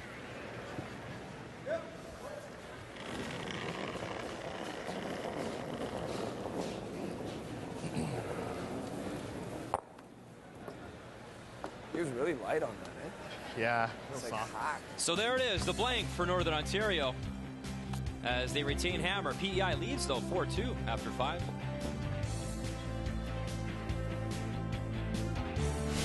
The 2012 Tim Hortons Brier is brought to you by World Financial Group. Proud to be a sponsor of the Season of Champions. Your dreams, our strategies.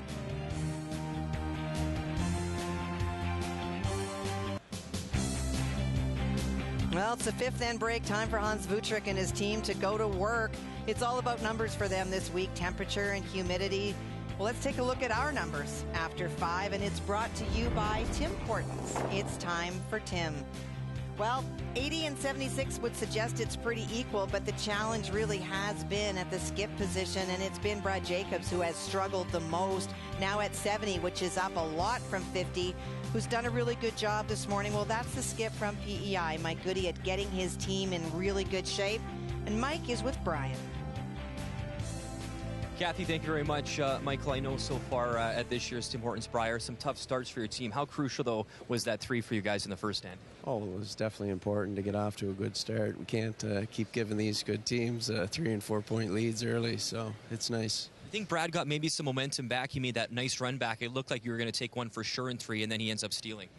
Well, for sure. I mean, any steal is a momentum swinger, but we're hanging in there, and we feel pretty good. I know you were a little bit sick coming in. How are you feeling? About the same. I got the sniffles. I don't know if it's just the dry air out here or not that I can't get rid of it. Best of luck to you and your team the rest of the way. Thanks a lot. Appreciate it. That's Mike Gaudet of PEI, as PEI on top, leading 4-2 after 5. Back to Saskatoon, Saskatchewan, right after this. The 2012 Tim Hortons Brier is brought to you by Ford, official automotive partner of the Canadian Curling Association. By Capital One, what's in your wallet? And by M&M Meat Shops, hundreds of meal ideas, one aisle.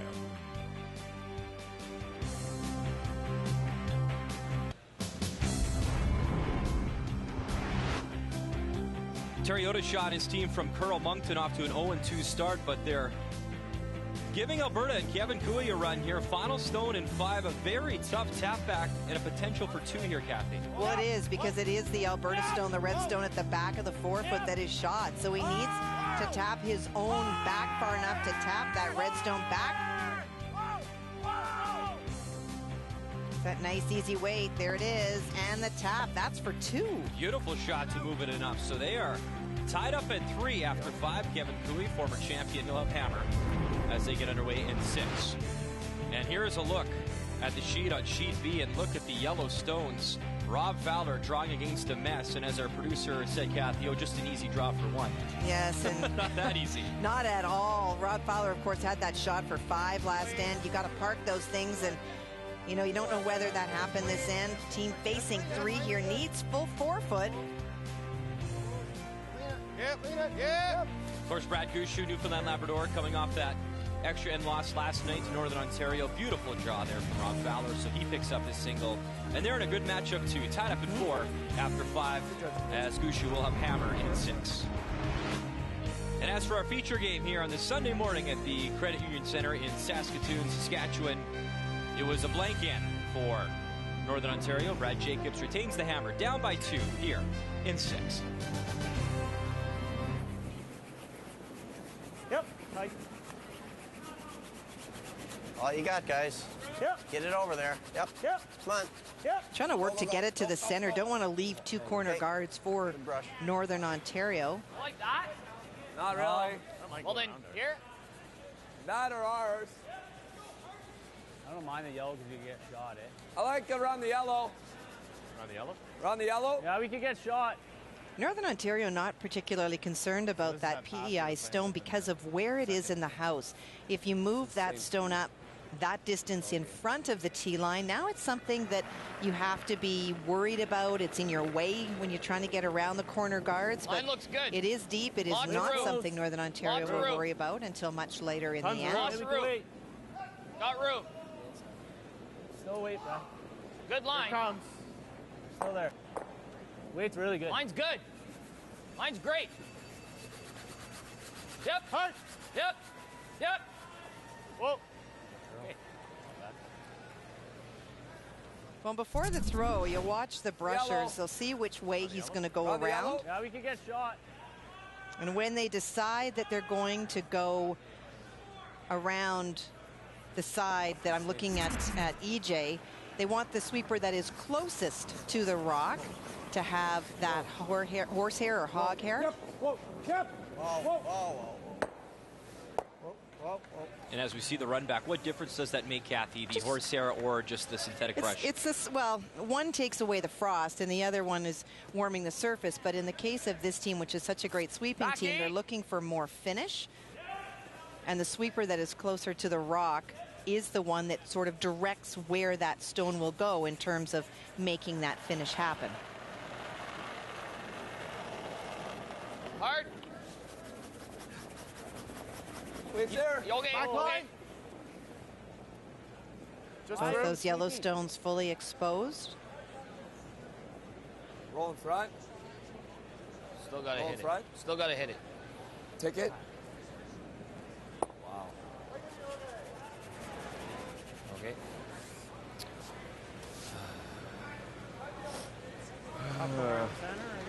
That's a wee bit of miscommunication there on that one. We've talked about how the team doesn't use a lot of stopwatches. They did know that it was heavy, but I think if Brad had known how heavy it was, they may have called it a little bit earlier to hit that yellow stone at the back of the 8-foot with more of the red stone, so it wouldn't have gone as far out. Instead, it is PEI that lies 2 and a chance to lie 3.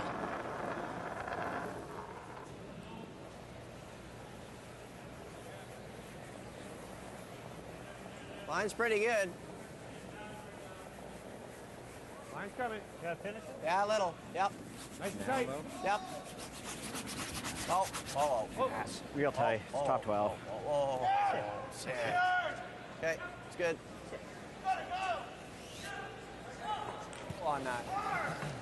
Try to get them both. Just hit and roll. Yeah, try to get them both. Now protects that stone. Tyler did by sliding just in, and so now Northern Ontario finds himself in a position where they need to start to hit. That was one thing we actually talked with Brad about at the beginning of the week. Such a great team, as they'll try and make the double. Such a great team when it comes to manufacturing points. But sometimes they get themselves into trouble and they have to bail out, and that leaves Brad making some big-time shots. Is this one of those cases where possibly you see an end, you're trying to manufacture that too, and then you have to make that choice, Kathy? When do you bail?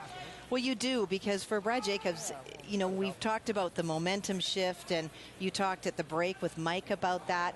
Northern Ontario is trailing by 2, and you want to find a way to make sure that you generate points. The biggest thing for Northern Ontario is they can't afford to give up anymore, and so his tactics have changed to ensure that he's got a shot. Ooh. And there's a miss from PEI. A miss and then a make. So he misses the top one, but he winds up catching the back one enough that he rolls for shot. Is that firm or and what? buried. Well, yeah, I know, but it really didn't get outside that line much. So here's the miss on the called shot, but here's the fortunate break. Comes off his own and taps that Ontario stone out and leaves it behind the guard. Wow. Backy. And now a split attempt here, Kathy? You bet.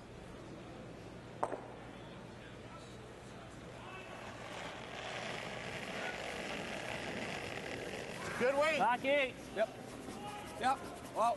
EJ's got a couple of options. He can split. There are 2 corner guards. If it curls a little bit too much, he can promote the stone back. Got to catch a piece, though. Oh. Slide right by and right through.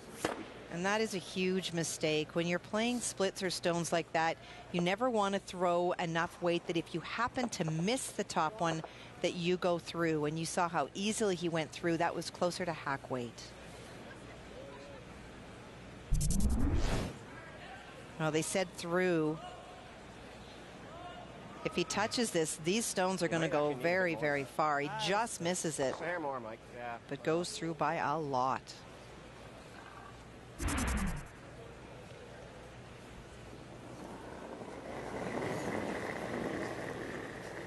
Tyler McKenzie, third stones for PEI. Wait. Easy. Wait only. Well, advantage going back and forth like a yo-yo here this morning. You gotta go, I think. The line's all right. You gotta go. Oh, if you can. Yep. Hard. Finish hard. Hard. Real hard. Come on. Hard. Clary. Real hard. Harris and Gaudet urging them on. And that'll bite the 8-foot as they lie 2. This Mike Gaudet rank beat Brett Gallant's team 7-5 in the provincial final.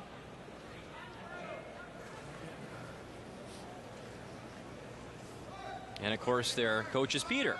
So they went out and beat the kid and then stole the dad to be the coach.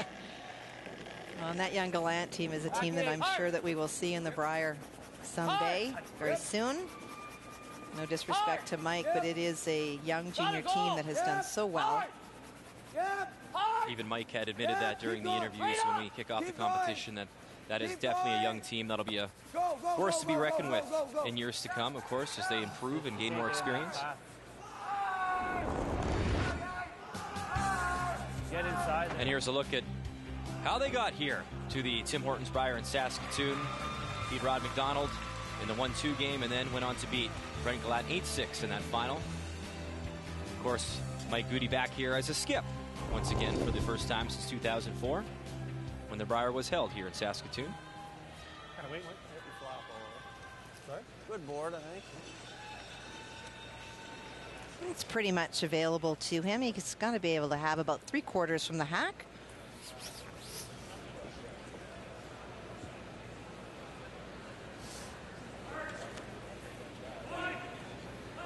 We certainly saw that flu rip through the Scotties event, and we hope that this is just a minor cold for Mike. I know he was really struggling even just doing the interviews early on, but battling through here.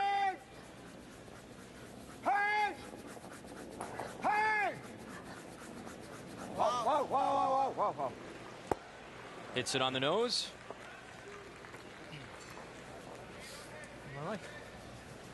Sweeping, boys.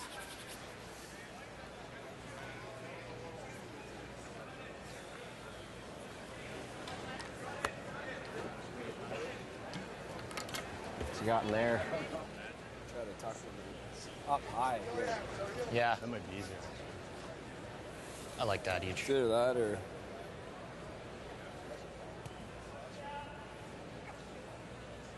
Yeah, that wouldn't be too bad either. Like, here. How's he get it out? Mind you, if he hits it, then you can't... If he follows us down, he lays two. If he... Yeah. I think we can probably stay for shot, eh? Now, beyond line 3, one of the really good outcomes of Mike Gaudet's last shot is that he left it right on the center line, which takes away any sort of movement to get this way. That hole is too small because of how it curls. And so what it does force is the draw this way. They did talk about whether they wanted to play the freeze down to this stone. I'm not sure that that's the most effective because there's two options then for Mike Gaudet. One of them is that he comes down on top of it, but most importantly, this stone here would still be shot. So they're electing to play to that side, but not to come down to the face of the stone at the back. Top floor. Doesn't need it for So Brad Jacobs with hammer here in 6 is first, still hoping for a glimmer of hope of manufacturing 2. Hard line. Let go. Hard line. Needs full 8 if he hopes to be shot stone. Go! Go! Both Hardens on the brush. Seabrook scrubbing. Gotta go. And they won't be shot stone, but they are They're partially second. behind cover. Yeah, and they're second, Brian, so there's still opportunities to utilize that. Great brushing. Everybody out there, they were just losing line. His weight was really good. Just scooches by that one. The old scooches, eh? I like how we just come up with our own vocabulary as the week goes on here, Kathy. You could tap. Because then if you tap, you know, he's not going to be second. What do you think, Bob? Yeah. I don't mind a guard. You don't mind a guard? I don't mind it. I hear that. Well, there's no way to really follow Brad Jacobs down. You saw how little room he had by that guard, and so they've got two options that they talked about.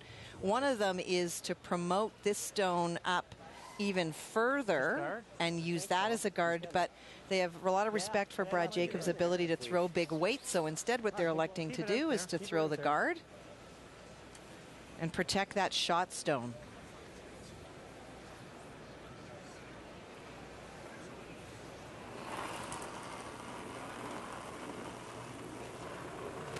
Weight's good. Mike Gaudet. I think we want to Slowly improving his numbers this morning, up to 77%. Easy. And while Mike Stone settles, live look sheet B, Manitoba, Newfoundland, Labrador, all tied up at 4. You see Rob Fowler has shot Stone, half buried there right in the forefoot. And that means this man, former Olympic gold medalist Brad Gushue, drawing for a single. Yes, both skips doing a good job. Both teams doing a good job of forcing their opponents this morning to take one, other than that miscue end where Rob Fowler had the chance for 5. There's a look at his new front end, Adam Casey, Jeff Walker joining Brad Gushue's team. Need a piece of the button, full 4, piece of the button for that single. And a nice touch from Brad Gushue. So there's the one as Newfoundland Labrador leads 5-4 after 6. Well, it's about 2. That's how you get it. What will be key is the shooter. You can see when red goes onto yellow, you can get rid of the shot stone, but the yellow stone beside it would arguably be second. So not only does he need to make the angle, he needs to roll once he makes contact with that yellow stone that is shot. The roll towards where EJ is. If you're going to cheat here, Kathy, you want to cheat more to the broom side because you have that pocket of yellows there. Well, you can play the double for sure, but then again, you know, well, you just need to make it, Brian. You don't need to cheat. And there's the pocket. Can he spill it enough? And the shooter's got to stick. Shooter's got to sit down, and it will in time. Nice. I called the pocket, Gaudet. He made the shot. It's easy for me. What a shot, though, from Brad Jacobs. No, he didn't cheat on it. He threw it really well. Goes across the top, gets both. Great movement by EJ to jump on that. A beautiful shot from the skip, from the Sioux, as he picks up his pair. And now we're tied up at 4 here in Saskatoon.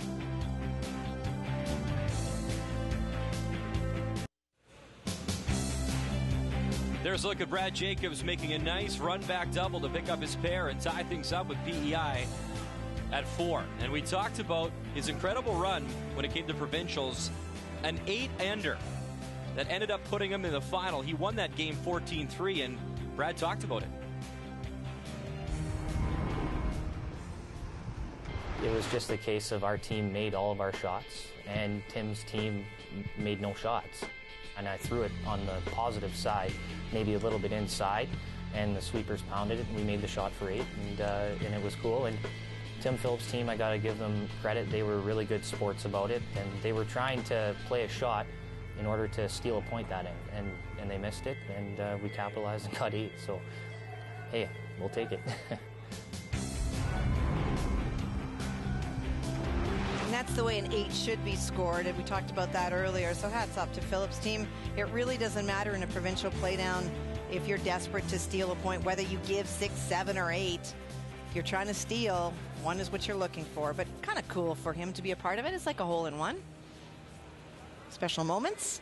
Except in a hole-in-one, you don't have a whole team trying to throw rocks at you, which is, I think, even harder. Well, if you golf with me, there's a lot of rock throwing going on. Well, forget 8-ender. I think Brad Jacobs was pretty thrilled to finally just pick up his 2, and finally we're tied up at 4 here. Well, easy. Mike Goody, Brad Jacobs. Whoa. Yeah, the weight's good. Whoa. In a good battle here this morning in Saskatoon. We're running pretty good. Top 8. Yeah. Whoa. Sure. Top 4. Whoa. Just throw money, Kathy. Yep. Oh, you're not there. It's coming down hard. Get it next to it. Get it next to it anyway. Chip, chip. Come on. Okay. Try, Sean. Well, they decided a little bit too late. They were hoping to maybe get behind it. Normal, Ryan? Just wasn't finishing. You can see the double is set up.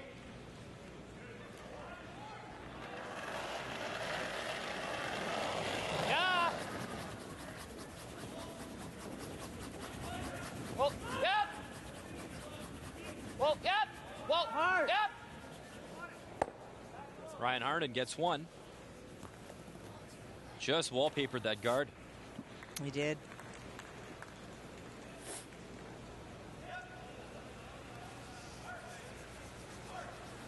Where are we going here, Tyler? Freeze yellow. Straight freeze.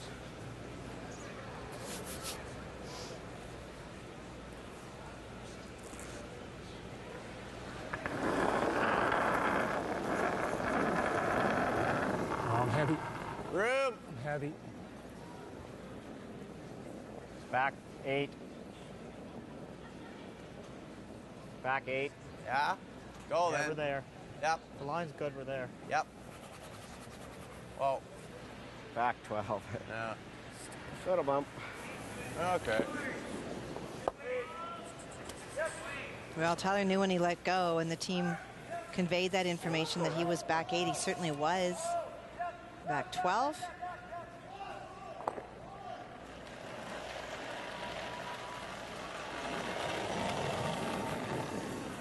Yep. Line's good. Room. Yep. Yep. There you go. Hard then. Call the line, Look Ryan. now at sheet A, Alberta, Yep, New keep it Brunswick. going. There you see the house as Odisha has a couple counters and Kevin Cooey, final stone, drawing for his single.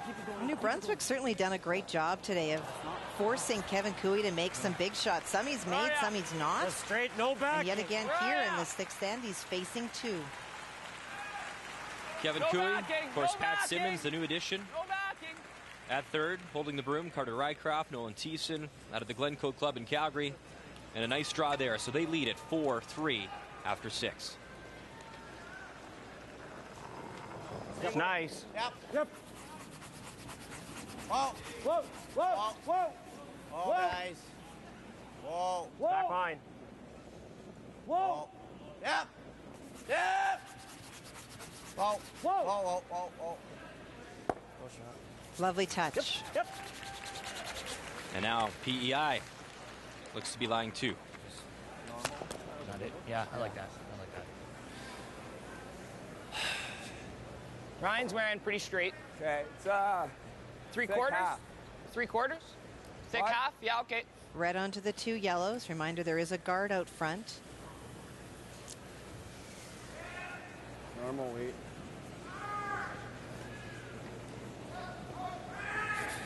There's the guard. So it isn't really a factor, or should not be, but it certainly is something there in your peripheral vision.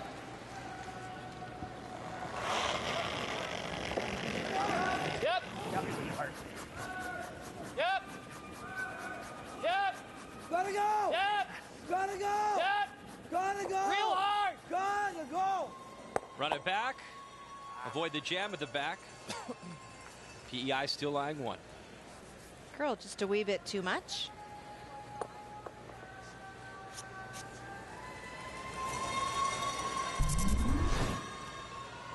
Great pressure to get it by that guard.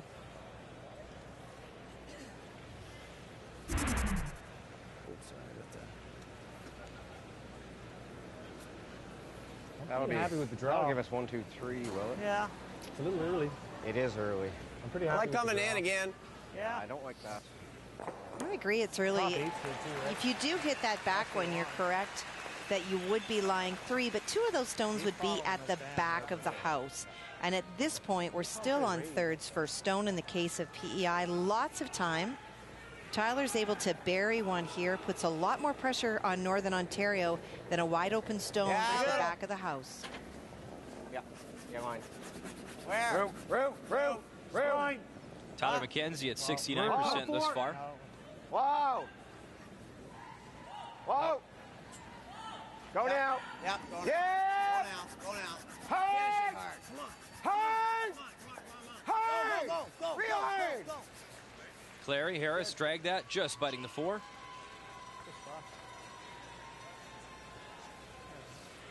And a little pocket created now. Now for EJ, we'll have the same shot essentially that he did on his first one, Brian.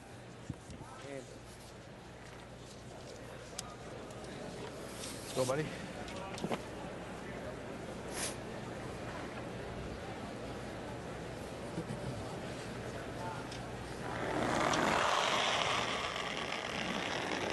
More. Yep. Go. Yep. EJ Harnden.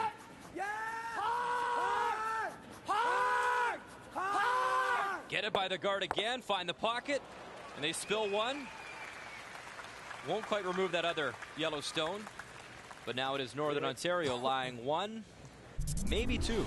Well, they certainly do move when they start to go, even with that big weight. Hit it a little bit. One hit the other yellow one first, to stay in the pocket. That meant both yellows would have gone, but they get it by. Makes the contact, but not thick enough with the yellow stone so it doesn't go quite out. Still in a good position. Yep. Yep. Hard. Hard. Hard. Hard, hard, hard, Hard. hard, hard, hard, hard.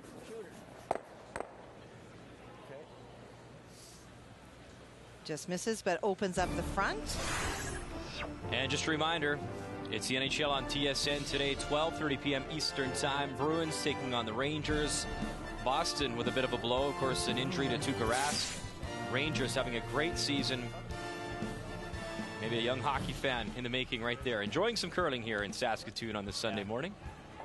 Do you like the straight draw then? Enjoying the soother. Yeah, BT line. Yeah, by splitting. No, everything to really leave a triple. Did you see Tuukka Rask go down? Yeah, it did not look good. It did not look good. This is of course to lots get of to news the in hockey. Ron Wilson being fired. There.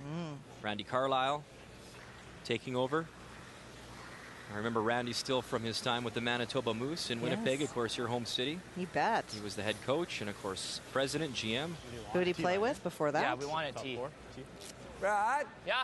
Other shot is this. Yeah, I I was know. gonna I let you thought about answer that that. too. Super Kind of fan. like that. I don't mind it. What's that? I don't mind it. You guys like that better? Brad Jacobs taking another look on the Jumbotron from the other end. Like, have we seen a draw? No, on this I know. path? That's what I'm worried I have about. no clue what the weight's going to be there. Can do the same thing and remove a okay. rock. Yeah.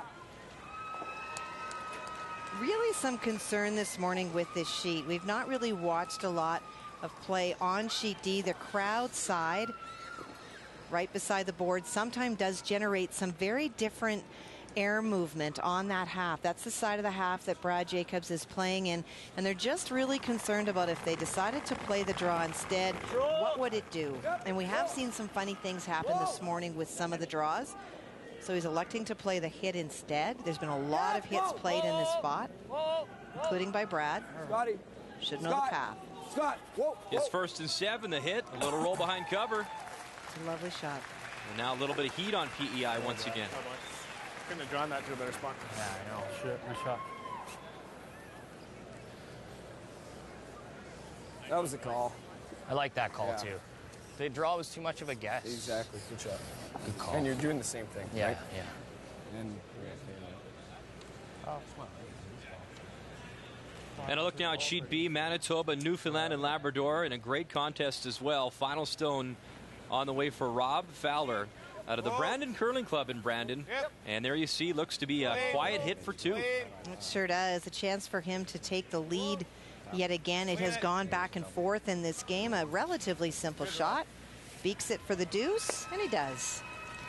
And there it is. So a 6-5 advantage for Team Manitoba as they're getting underway in 8. You're thinking back line, man. Like just chipping off that? Yeah, I kind of do. May as well play it to... Play it to make it? Like hack? Kind of waste. You're going for it. Let's play that.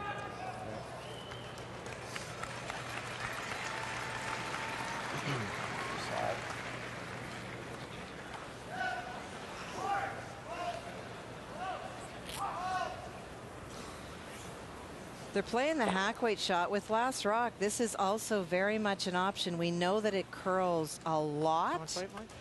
There's lots of room by that front one and by the guard. We've got some options with the draw as well. With this kind of weight, hack or plus, it really is usually an all or nothing shot, but it is his comfort this morning for Mike.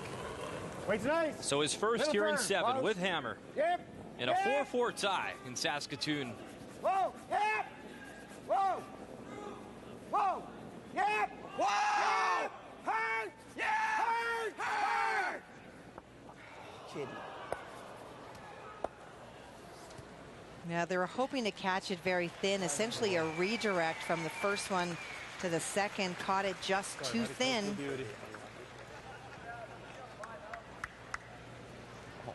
And of course, we mentioned him before, Coach Peter Gallant, and of course, his son, a bright future in PEI, Brett, won a national junior championship in 2010, and Mike very complimentary of Brett and his team.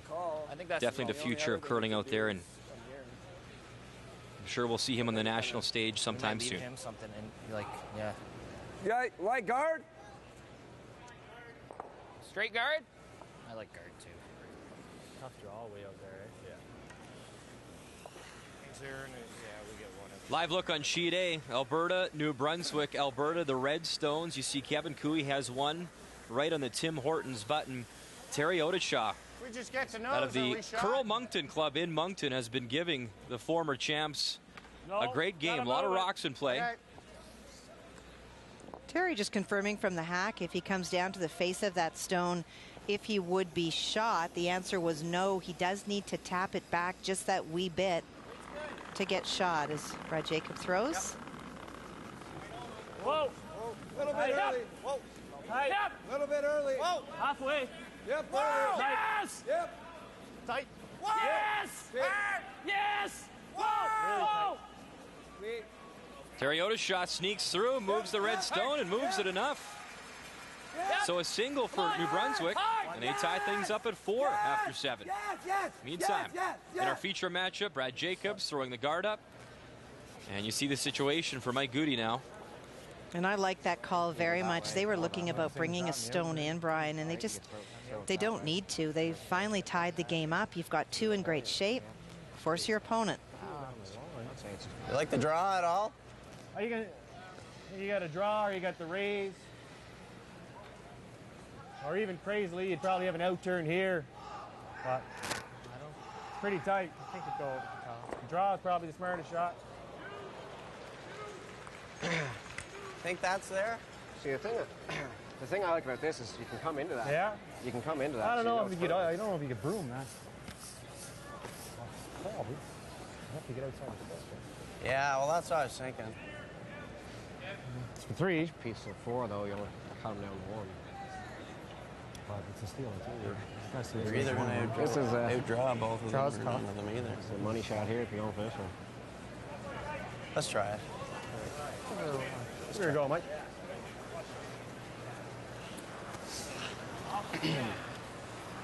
Well, they certainly talked about the 2 draws, and they're electing to play the real big, what they call the money shot. They had talked about playing the draw here. You can get shot that way. They talked about this. This is really tricky. That would have been there the first time without the guard. But instead, what they're electing to do is to play this back. That is such a long guard. And with that ice, not with quiet weight either, Kathy, is it? No, it's another all or nothing shot.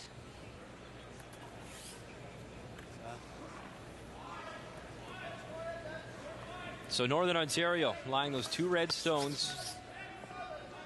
Brad Jacobs and his team from the Sioux battled back, you see, over his shoulder. They took 3 in that first end. Finally, Brad answering, getting that pair in 6. Tie things up at 4. Final stone here now. Mike Gaudet needing a great run back here to get out of some trouble. On the nose, catch a piece of the red, no. And 2 for Northern Ontario. And now a 6-4 advantage for that man, Brad Jacobs. I am just as happy coming here in my 14th time that I have in my first, and I think that's the beauty of this game. I just love to compete, I love to win, and I love to play in the Brier. Brent, Craig, and Glenn have been together forever. They're all highly skilled, they get along very well, and I can guarantee in any situation they get in, they know what the other person's going to react like, and that's why they are so good and they're so consistent. And we want to get to that level and get to that consistency. Brad Gushue with a brand new team here this year, the Tim Hortons Brier. He'll be part of our feature matchup this afternoon, taking on Glenn Howard, record-tying 14th Brier appearance. And the guy he tied, his brother, Russ Howard, who will help call the game with Vic and Linda today at 2:30 Eastern Time on TSN. Should be a great matchup. Back inside the Credit Union Center here in Saskatoon. A steal of 2 for Brad Jacobs in Northern Ontario in 7. They now lead 6-4 over Mike Gaudet. And the momentum has certainly changed from this game.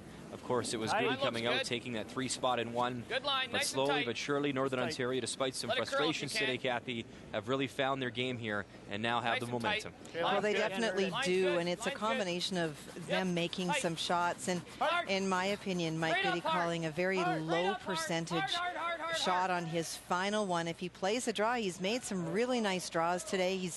All he needed was a piece of the 4-foot, and I say all, I know it's a difficult shot, but he's made a lot of those. That long run is so tough and such a low percentage, and unfortunately for Mike, in not making it, he gave up the deuce, and so for the first time he trails, but he's only trailing by 2. So lots of life left here for PEI, but needs to pull some of that wind out of the sails of Northern Ont pretty quickly. Even too, Kathy, wouldn't just been the straight raise even been easier than a run back to try and make a takeout with that big weight? The only thing that I'm thinking is, in his defense for that weight, was that it is more predictable when you throw more weight. So he was probably thinking that. But it was very low percentage to make.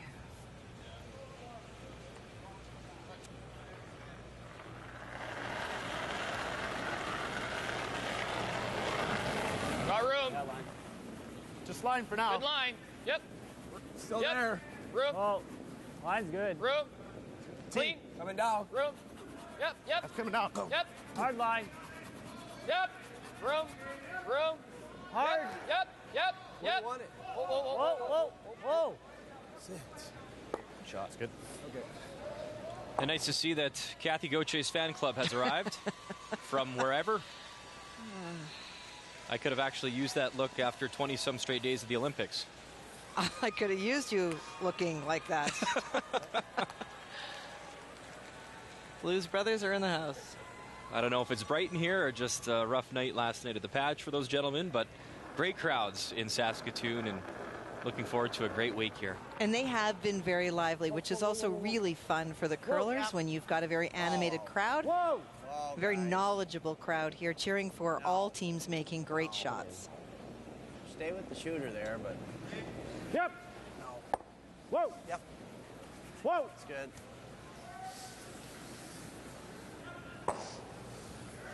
And there's a look inside the Credit Union Center as you see some of the fans, and what a great crowd for a morning draw here on this Sunday morning. Holds about 15,000 people, and every time Scott Manners would make a shot in his first day, I'll tell you what, they were loud.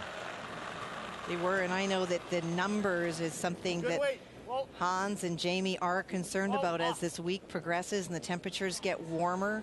The capacity in this building and the heat that will be brought in by all the extra fans and what they will need to do to keep the ice conditions as consistent as they can.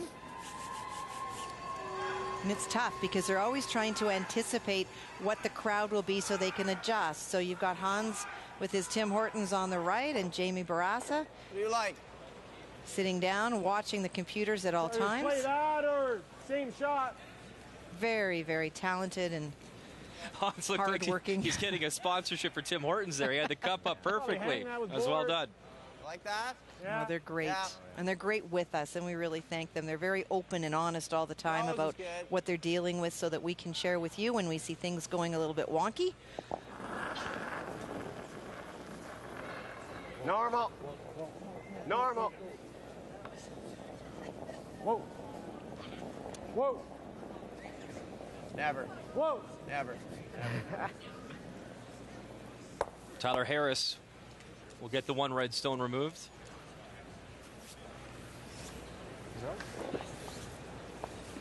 Just going to trip over it later. Well, they're taking a look at that stone at the back to see if it is fully out or not. Yeah. They've decided that it is, so they're going to kick the stone away. That was a little bit of a debate. Tight's fine. Yeah. Anywhere around that.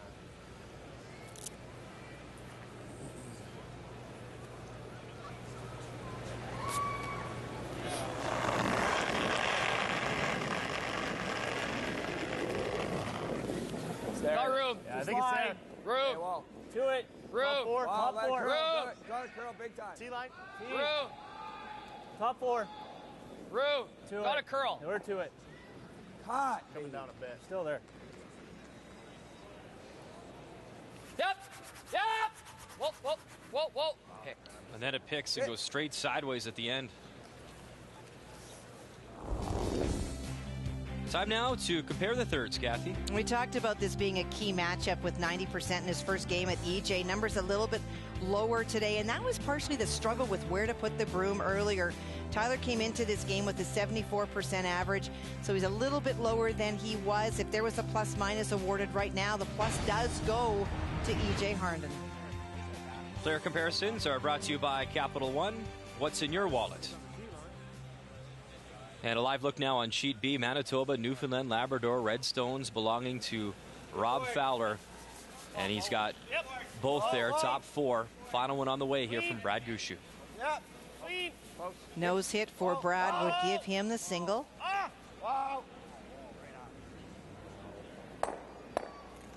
And he will hit, stick around. So the skip from the Valley Haley Country Club in St. John's picks up a single, 6-6 after 8.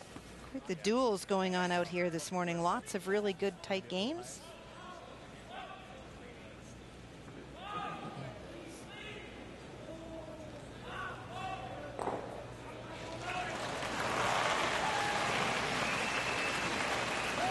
Halfway. Clean. Yep. Yep. Yep, go. Really high, go, really Ryan. high. I just showed you his numbers, but one of the huge things I think that EJ brings to this team is that Go, Ryan. the kind of common sense and bringing the team back to reality, if you want to call it that. This morning, a number of times when they were down, he was just getting Brad to focus on what the shot was and parking all the other extraneous stuff, like what happened in the past. And that's a really important role for a third. And he throws up the very high guard. Great job by Scott Seabrook and Ryan Harnden to bring it that far. You can see it is so far that those stones are pretty much wide open.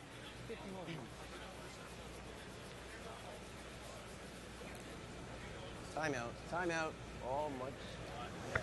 Hatch and a master plan. Timeout is called for a PEI. Get a chance to hear what Peter has to say to the team.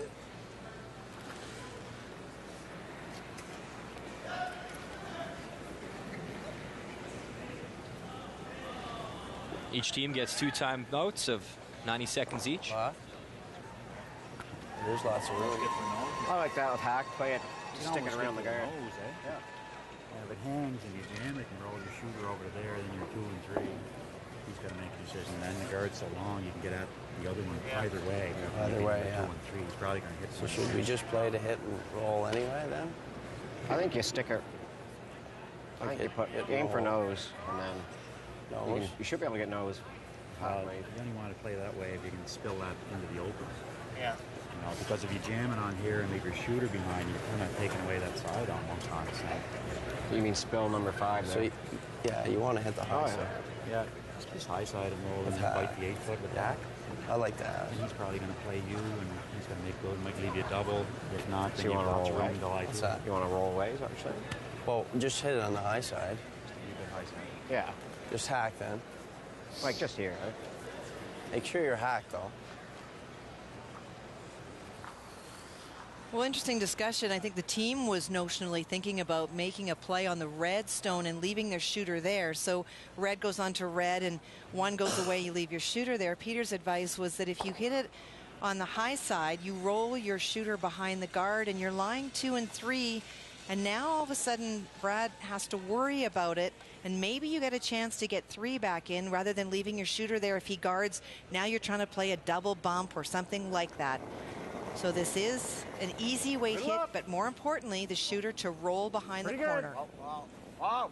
Whoa, guys. Whoa. Yep. Whoa. Yep. Whoa. Yep. Whoa. Yep. Whoa. Yep. Okay, that's good.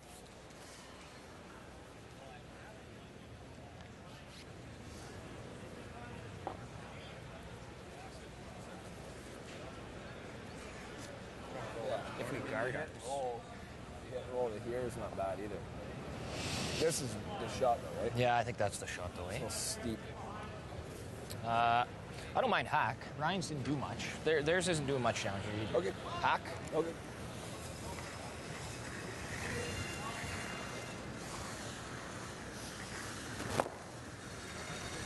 Wants to play the hit and the roll behind the guard. It's to minimize the yellow stones in the house belonging to PEI, and also roll to protect the shot stone. Kathy, we've had a chance to watch this young man, Brad Jacobs, now at a few Briers. Have you seen a bit of an evolution in him, his game, his personality, demeanor as a skip? Particularly the shot that he called right here is a great example. With the first year that Brad came to the Brier, a lot of these shots he would have thrown full hit weight at. Now he's playing a lot more hack weights. As long as you're throwing hack weight, they will have a bit of movement, but you always are sticking around. It's more controllable, especially with the sweepers that he's got. Using the sweepers here. What's going on? He'll either miss-iced himself, How do you or was a make bit run tight. back and miss that? No, great brushing. You're not going to get much better brushing than this. Very low, right over the head of the broom. Lots of pressure.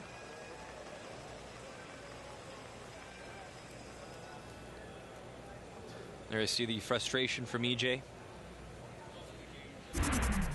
And from the sweepers. The one thing we can say about this team, though, they've managed to put aside all of the frustration, missed shots. It looked like sometimes they've been battling with the ice this morning, but still a 6-4 lead. A big chance here for PEI. They have last rock. Chance to lie 3. Pretty firm, Mike. Yep. Yep. Hang. Hang. Whoa. Whoa. Whoa. It's hot. And a mistake for Mike Gaudet as the shooter will spill out.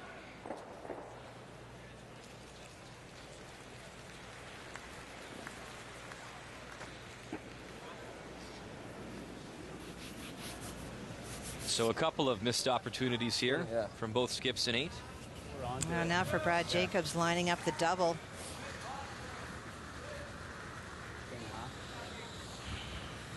A little less than half. Yeah.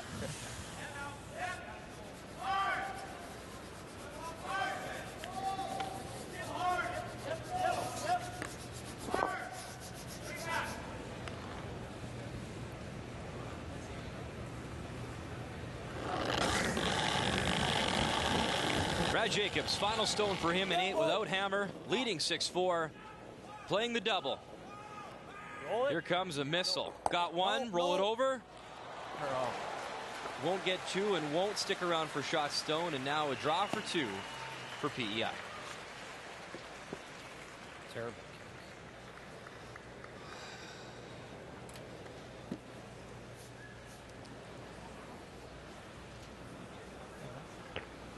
Come on.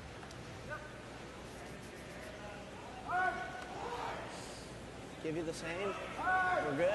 Yeah. I know, Kathy, we hear a lot of numbers and we talk about times. We swept the last draw pretty much. Is there a certain number we should be looking for in this draw? Yeah, if you were timing somewhere around 14.5 between the hog lines, he's a little further out, maybe 14.3. So we'll hit the stopwatch there. Be good. Clean it. Middle up. Just clean. Needs 8 foot.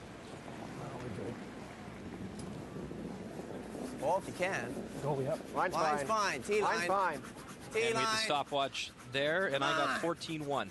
Go. Yeah, keep it moving. Go. Keep it moving. Go, go, go, go. Job, And guys. Mike Gaudet has himself the 4-foot, so a great draw as he'll pick up 2. We're all tied up at 6 here in Saskatoon.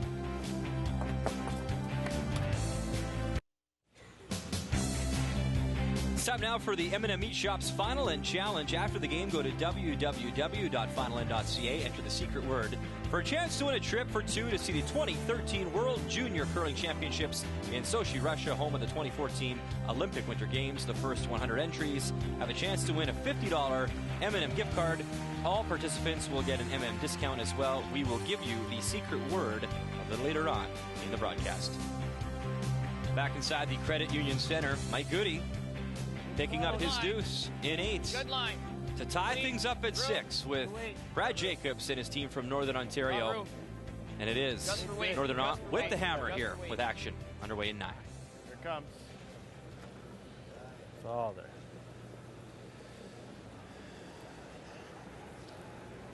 Okay. Hear that thing humming? Pardon me? Hear that thing humming? Yeah, I don't know.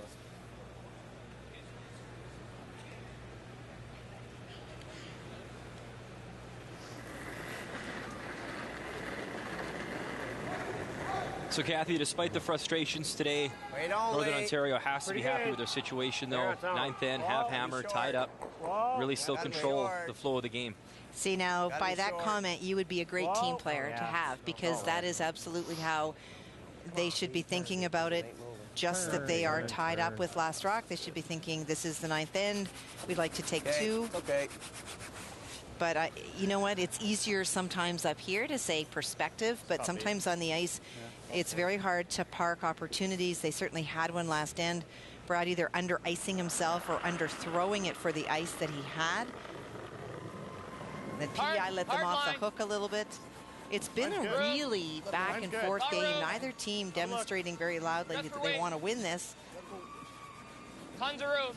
Okay, be honest then with us. Some self-reflection. What kind of player were you on the ice? Easy, if you can. I was the Chihuahua. I was the team. I was always ready to play and loved to play and was extremely competitive. But I always believed if we had Last Rock, we've talked about, do you want to be one up or one down? I always wanted Last Rock. If we were one down, I didn't care. I really believed that we were going to win. And we didn't always, obviously, but I always believed that we were going to.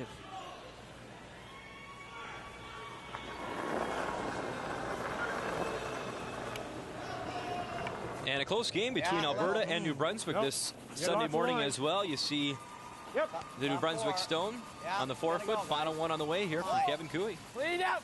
Hard line. Yes. Hard line. Yes. Terry Odishaw has done a great job for New Brunswick so far in this game. A lot of rocks in play. Pressure at times on this former Brier champ and world champ. There he hits it on the nose. And it's 2. So Cooey does pick up the pair, up 6-4 after 8. How much weight, Brad? I said max. No, max, back line. Oh, I thought you kept saying It's kind of a tentative morning for a lot of teams. You wait so long and you're so excited to come to the Brier after you've been declared your provincial champion or your territorial champion, and then you come and you've got a couple of days of throwing rocks and hot shots and the banquet, all really important, wonderful parts of a Canadian championship. And a lot of these teams only got one game yesterday, and so this is the day when it stops being about everything other than curling. And I got to tell you, this scoreboard, reminiscent of play back in the 1980s with all the blank ends. Look at that. Wow. 7, 8, 9, all zeros up, and a 5-2 advantage for Nova Scotia. Last Rock in that game for a very long time since the break has belonged to BC, just waiting for their opportunity. Yep. Jamie Murphy, a chance to go 3-0 this morning. Hard. Low. Double attempt. Won't quite spill them both. And gets it far enough, though.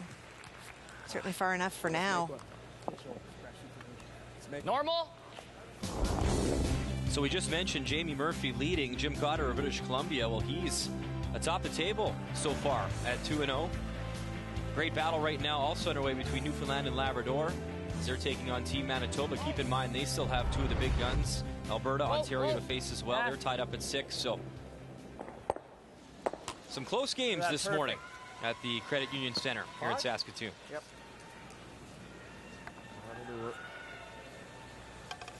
Well, and if Mike Goody's plan was to make sure that Northern Ontario scores or steals this end, he's going about it in a very effective way. A lot of teams like to blank 9 to have Last Rock coming home, but PEI is not giving Northern Ontario, at least at this point, any chance. Lots of rocks in play. Kathy, as a team, when you come into an event like this, do you always have your textbook, and this is exactly what we do each and every time, whether it's we're tied up at 6 without, we do this, or if we're down 1 in 10 without, we do this. Does that ever change, or do you have a set group of rules? Your game plan can definitely change depending on the ice conditions and who you are playing, but teams come in with a very firm plan that if they have last rock and it's tied up in 9, whether they like to play the force or whether they try to blank, it may not work out that way, and you may have to change tactics, but teams are very clear about the position they want to be in. That old, do you want to be one up, do you want to be one down? Teams know what works best for them and where they want to be. Or as some joke, they'd rather be 5 up. Well, with. I don't mind that, actually. Line it up? Yeah. Same thing, though, control? Or do you think control's good? Okay.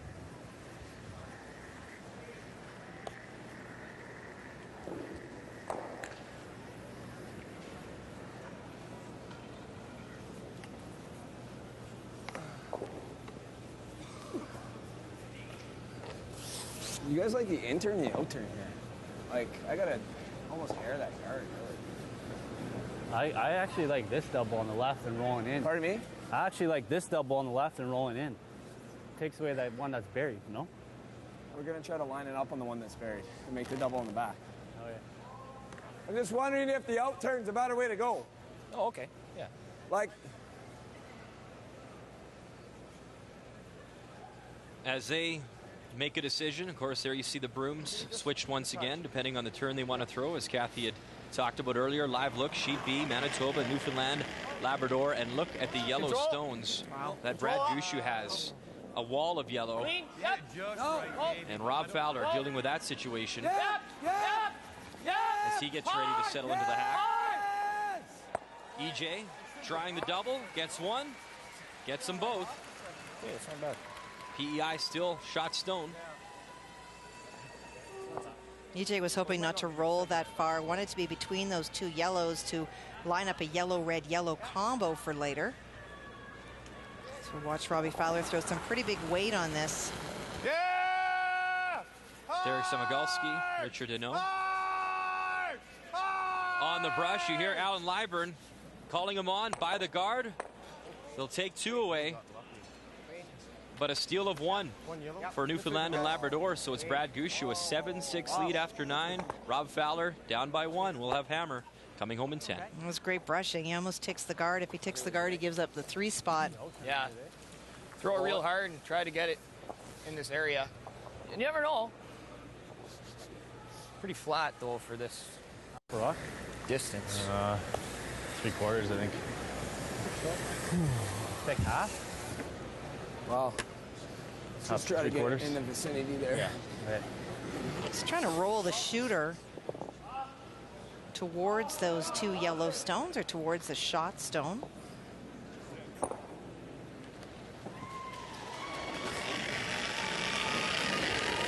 Yep. No. Whoa. Big weight from EJ Harnden.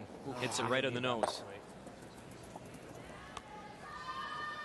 They had asked him to throw it hard because they wanted some movement across the house, but we've not seen anything coming close to that weight, and so it really was a guess of where the broom would go, and you'd almost need negative or inside ice for that kind of weight. Well, this one's out shooting this one. Yeah. I think we just go that, eh? I think you have to. Roll. Make sure we get away from that one. Yeah. I think so, eh? What are you throwing, just forward? Maybe let's go this way. Feels nice here. Yeah. It'll move. Yeah. Forward, eh? Yeah. You want to go? Forward right.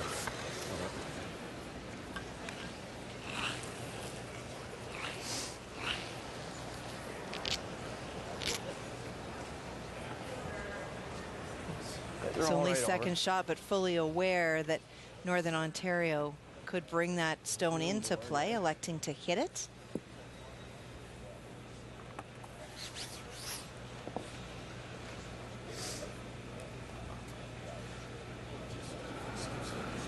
So Kathy, perfect world, what does Gaudet want to do here? Remove the red stone, and if he can roll towards the center. Yep. Hey! Gotta go! Whoa! Whoa! Clary Harris on and off. Will make the double.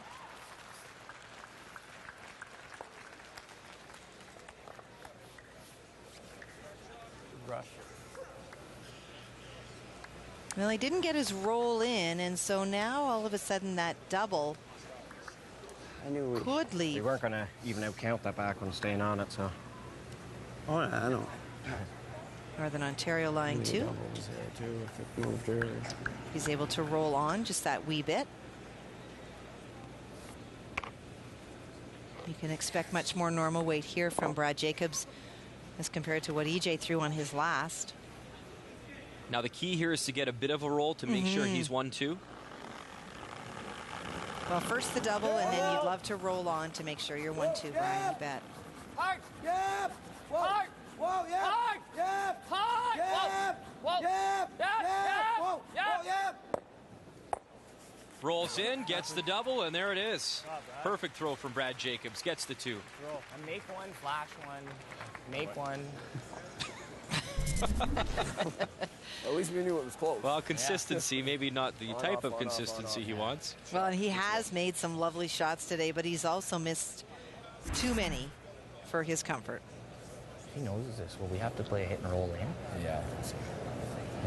But Kathy, isn't that the key too? Is playing in these games where it's not going all well for you. There's games when you feel like you can't miss a thing and you're going to win. But it's these games like this. Are these not the character-defining games in a tournament like this? They are. If you come through a game like this with a W, you reflect back and think, you know, we never gave up. We fought the entire way, and that's important. Whoa. Whoa. Whoa. Mike Goody. Yep. Yep. Whoa. Rolls over, moves it enough. Nice double from the skip from the Charlottetown Curling Club. That's a great shot. And now Brad wondering if he can blank or Not just enough. is that yellow biting? Well, they've both taken a look at it. It does look like it's on.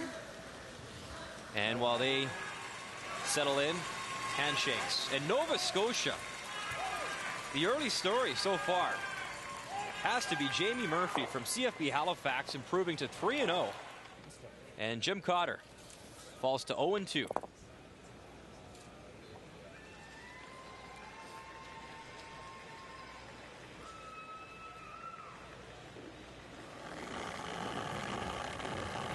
Now he's playing to stick it, Brian, so he's obviously pretty confident that that other yellow stone is in fact in the house. Whoa. Oh. Whoa. Oh. They keep it clean. And it will just stick around for shot stone. So 1 for Northern Ontario. It'll be Mike Goody, down 1, but with hammer, coming home.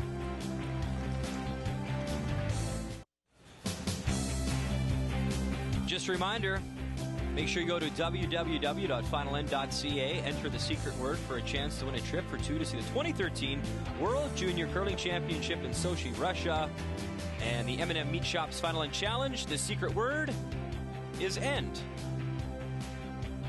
So make sure you log on, finalend.ca, after the game. Time to update some action on this Sunday morning over on Sheet A. Red Stones belonging to Team Alberta, final stone on the way.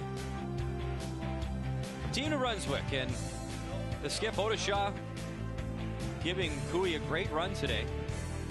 Terry's had a lot of rocks in play. Trying to draw in here for 1. And some hard brushing the whole way. And now all hands on deck to try bring it in, but it'll come up short. That would be the 3rd steal of the game for Kevin Cooey, recording 5 points on steals as Alberta picks up another victory. And they improve to 2-0. New Brunswick dropping to 0-3. And as we show you the updated standings, another early handshake victory goes to Nova Scotia. Jamie Murphy improving to 3-0. There you see Kevin Cooey, of course, still perfect.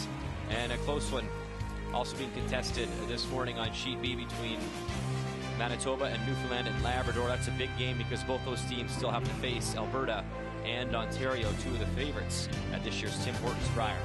As we bring you back to our feature game between PEI and Northern Ontario, it was Brad Jacobs hitting, sticking, getting his 1. He leads 7-6, but it is Mike Goody from the Charlottetown Curling Club with hammer here in 10. Okay, good. Good throw, Sean. Run it. Straight back. Got it. It's either that or draw around. No. Like this. Normal? Well, pretty unanimous. Brad was looking at whether they'd like the option of drawing around, and you heard the, nah, they all want to play the run back. Whoa. Yep. Whoa. Yep. Whoa. Yep. Sit. Ryan makes the run back. Biggest thing for Northern Ontario is they're playing this end to ensure that they don't give up the deuce.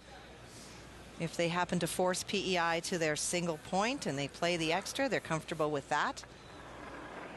And I think that's the decision the team wanted to make sure is that they ran that stone back, got rid of that PEI stone early. Rub. Need a rub.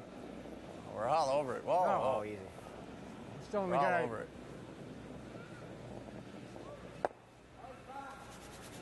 Hey, Tyler.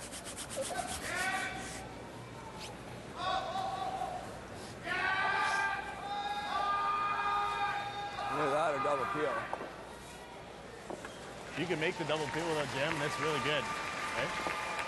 I like this stuff. I like it. Kathy, double pier, draw. Well, Brad's playing to win it here in 10. He's the question about if you open it up, what you're saying is let's keep it wide open. We won't give up more than one. And by the call, Brad's saying, no, I'd prefer to win it here. I'm playing to steal and to utilize those guards. Right here, line's perfect. Make it good. So they talked about it, double peel, draw. They go with the draw. Stay with it. Yep. Good shot, And Ryan puts it. Top 4 buried in Northern Ontario, lying 3 without here in 10. Good shot. Okay.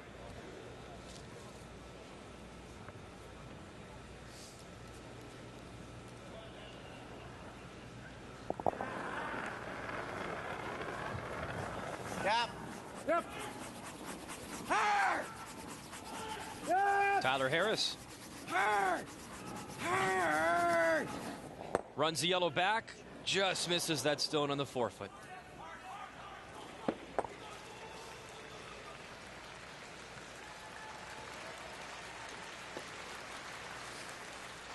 You guys like short? Yeah. Or do you like here? Well, I like tight or top 12. Top 12? Vary a piece. Okay, tight or top 12? Want to tuck around to make sure that there is no longer going to be a run back. The way those yellows are now staggered, it is much more difficult to run back. But trying to prevent anything like that. So EJ going around. The key is half tucked more than position of where the stone winds up. Tight top 12. Clean. Got room. Good line. Tight top 12. Yeah. Good line. Whoa, let it curl. Top 12. Whoa. Let it bend. No, got to curl. Yep. Tight's better. Whoa. Yep. Yep. Whoa, Yep. whoa, whoa. No, I don't know. No, just leave it. It's not going to. Kathy, time now for the game story. Well, after a lot of struggles, it wasn't until the back half, not until the 6th end, that Jacobs' great shot scores the deuce, and then one end later in 7, they make that great steal. That's put them 1 up. Still lots to go, and when you look at the stats, Mike Goodey has done a great job of staying even with Brad Jacobs. Brad Jacobs, remember, started at 50%, has fought his way back up. All tied up with the skips, and that's why our game is so close. And that run back in 3 was so crucial, too, setting up that steal. Game story brought to you by M&M Meat Shops. Hundreds of meal ideas, 1 aisle. Weight was perfect. Touch less ice? Yeah, please. Well, that sends a strong message down to EJ that he threw it really well. He had the right weight. We should be able to just Asking for a little bit less ice, just so that it catches that finish. It has been this center path that has been tricky today. It has not finished as hard as we've seen. If you go out further, it's come across. But in this path, it has not always finished as they have thought that it would. Yep. Looks good. Yep. Tight. Yep. Yep. Whoa. Yep. Whoa. Whoa. Top 12. Lines go. Yep. Yep. Whoa. Yep. Yep. Whoa. Whoa. Sit. Sit. That's good. Okay, not bad. That's a really good shot, actually.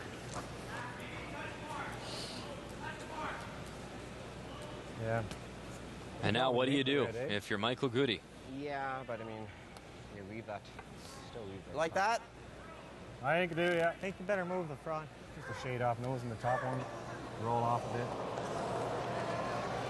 Why don't you play the other turn? What are we doing? We're playing yellow into red. Oh, no. Okay. Just playing yellow into Yeah, yellow. that's what I thought he was doing. Open them up. You want to go take a look? No. Just kind of move. Time out. Time out. I don't mind doing that. All right, it's time. PEI calls their second timeout. Tyler's just never taken a look today. Every time they ask him, nope. Well, this is one way that they can force you, my friend, to come take a look. Well, if you can't see it, it doesn't exist, right? That's right. I think you can make the Reds off, Mike.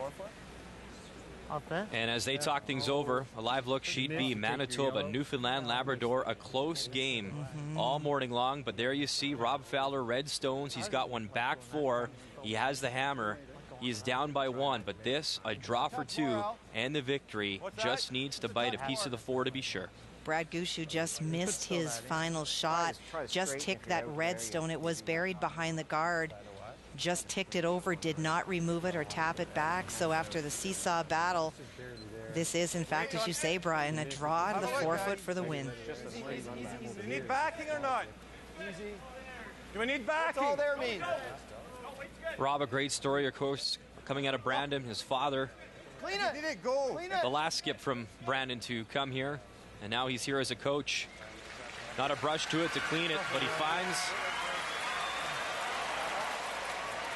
the 4. Or did he? Yes, he did. Just stopped in time. Just slid almost too far, but hung on for the 2. So there it is. Handshakes. Manitoba does win. Picks up 2. They take it 8-7. And with that, Manitoba improving to 2-1. And how about Brad Gushue falling to 0-2 early on?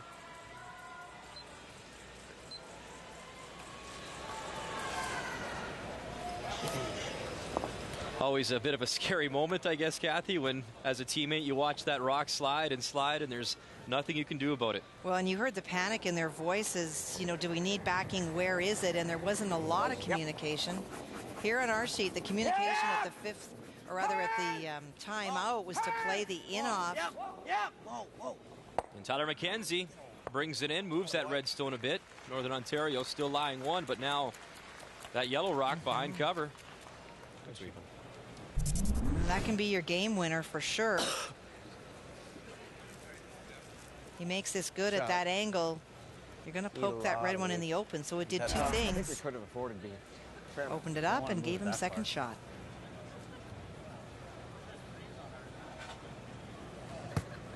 And there you see the time. No timeouts left for PEI, about 2 minutes and change. Corner free is right there. Plenty of time.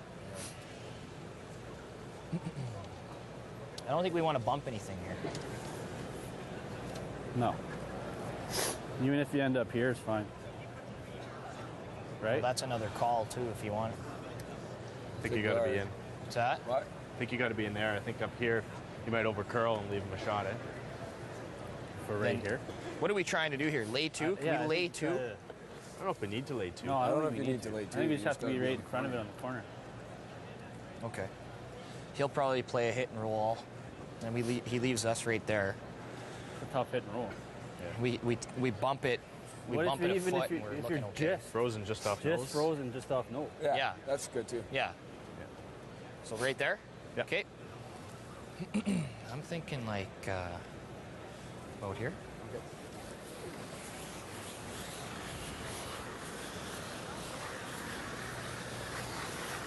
Well, they discussed 2 very different shots. What Ryan was saying is, you know, if you're short and you're here, but that's a different shot. Then you're protecting that stone by a guard.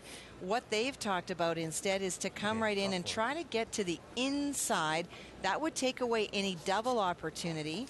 They know that this piece of the rock will be open, but that would be a hit and roll away, and then they can tap on their second. So this is about protecting the stone by being in the house. Needs to get to the inside, so the center line side of the shot stone. Yep. Coming into this crucial 10th end, both Brad Jacobs, Mike Gaudet at 74%. Yep. Hard. And a close game here Hard. at the Credit Union Center. No, it's good. Yep. No bounce. Easy. Freeze it. Ryan and Scott guided in, and right where you put it on the telestrator, Kathy, a nice shot. We got a second shot, too. Well read. I mean, that one's going nowhere.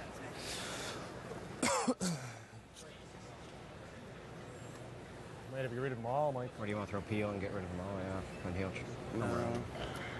We can still get that out on my last one for Let 2, go. I think.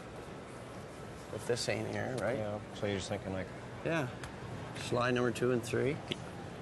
Worst case, we'll have a draw to the button probably. Hey. Okay. Sport. Yep. And there you see 2 minutes remaining for PEI. 2 stones to come for Mike Gaudet. Going board or half? Important to make sure he settles in and makes the shot. And we've talked about, Brian, the number of ends that there have been lots of rocks in play where they have discussed things at length with no timeouts.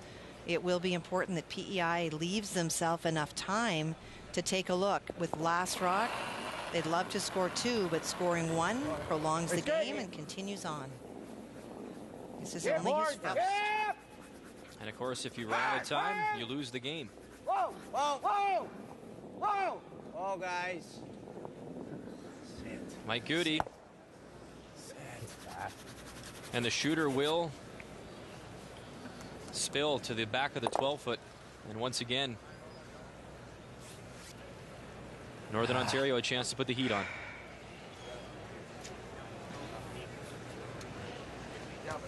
Yeah. Guard. Where do we want to be? Make the draw a little tougher. Yeah, oh yeah. Anywhere out there. The only other shot, I like that. The only other shot is even freeze to tap. Don't like touching. I like that. Okay, so. We're right here for your draw. Yeah, for Scotty's center guards, we're going here. Okay. So, well. What, same? I think so. Okay, yeah. I don't think mine will curl like his. I like Brad's call very much. This time it is about the guard. They had talked about, they being EJ, had wondered about whether they wanted to come in and play here and tap. But this is where you have risk. If you wind up right there, you give PEI the out. You give them the double for the win. At this point, if you throw the guard, he's not going to play the run back. You are shot. You're forcing your opponent to draw full 4 for the tie.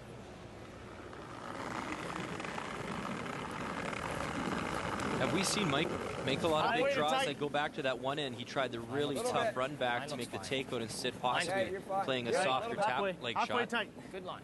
We made the draw for 2 in 8, but this would be a whole lot different, Brian. It's a draw to the 4-foot to force the game to continue, so I think it's a position Northern Ontario would like to place him in. Gotta go, Ryan. Gotta go, Ryan.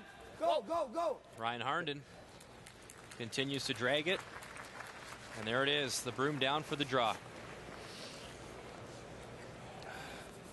Well, they've done their job. They've put their opponent in a position where he needs to make a good shot to prolong the game. And we're definitely certain there, Kathy, red is shot stone. Yeah, it doesn't look that close.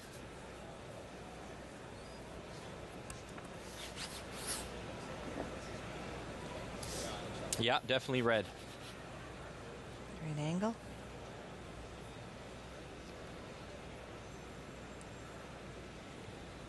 So this is it. Final stone here in 10 for Mike Gaudet. A chance to force extras here in Saskatoon. Just wait, guys. It's got to be T-line. Line's good. No. It's got to be T. It's heavy. It's got to dig. Sit. Harris, Clary. No. Not a broom Stay to with it yet. No. Line's fine. Yep. Stay with it. Yep. Easy. Yep. Easy. And now they coax it in at the end, and beautiful draw weight from Mike Gaudet. Puts it on the pin for 1. Yeah, it's 1. And we'll have some extra time here in Saskatoon at the Credit Union Center. 7-7, Northern Ontario with Hammer when we return.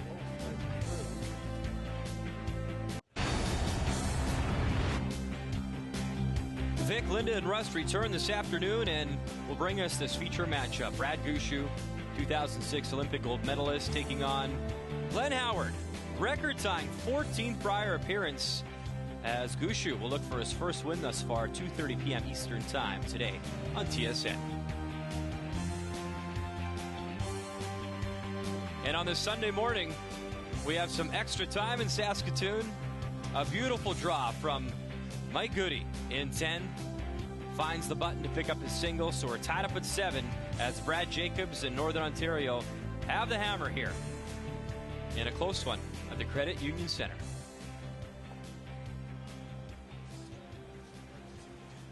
Lead stones for Prince Edward Island. Sean Clary, 80% so far this morning. Good. Easy. Gotta go tight with this one. Yeah. Just tight. Now, Sean's job will be to place 2 guards. Some teams go tight and then long. Some go long and then tight. Obviously, the call here from PEI is a really tight one at first, and then they'll throw the long guard. Yeah. Just through. So, Kathy, you're Brad Jacobs. You have the hammer. You're tied up. What are you thinking to this end? And Mike Gaudet trying to steal once again and get himself a victory. What is he thinking this end? Well, for sure, right now what they're playing is the tick shot, trying to move that stone off, even if they tap it in the house. Brad just wants to keep that whole front area wide open. Go. Good shot. Very nice. And that's why a lot of the teams play the high one. The high ones sometimes are harder to judge because you're making contact with the stone so much earlier than when you've usually seen the path closer to the house. Great outcome.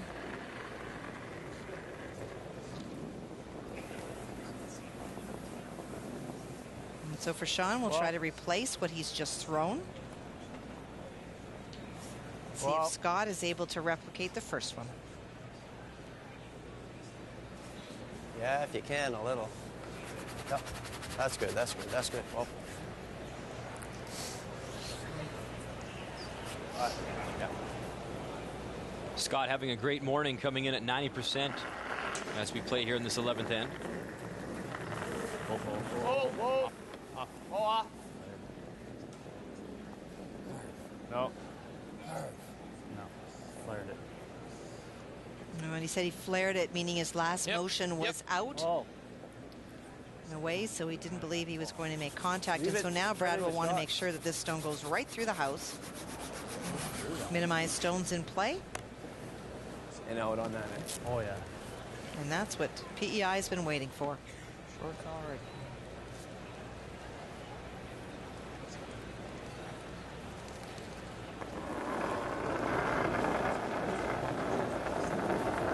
Oh, it's picking. Yeah, a little. What do you got? What do you got? Gotta Take a go. look. Gotta go. Go. He said picking right away, Kathy. He feels there's debris under that stone. He does, or what he's even looking at is the path that he feels that it's really jumping and moving, that it didn't run a straight path before it caught the curl. And now there's the out for Northern Ontario. For sure there is. So he lets go and he says picking right away. As we watch it, looks like it's running. Oh, there you go. There's a little bit of a jump you could see. Meantime, the high hard one to remove everything up front. Nice shot from Ryan Harnden. I did that. Well, they can throw the big weight. What they've done very effectively today when we talked about their game plan is not thrown those at random times, which they were doing last night. In that particular case, Brad had iced Ryan for that kind of weight, and the results are great.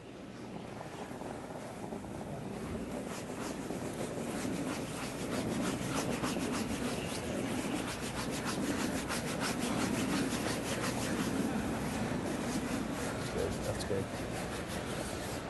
Okay. Half of It looks like. No, less than that. When they're talking about half, not only are they looking to remove this stone with Ryan's, they're also looking to pick the other yellow stone in the house out. Close, maybe. Get it. Gets one, won't get them both. It's bad luck. And it is bad luck. With that kind of weight to make contact with a stone and have it stick there is pretty remote.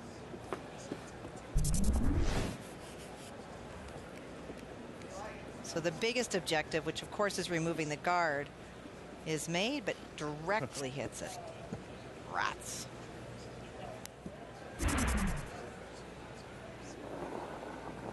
Or in your eyes, it had to scooch a little bit more. Indeed.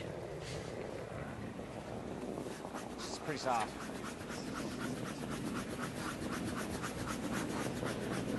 Now Tyler came into this game with the 74% average over 2 games. He's at 74 again today.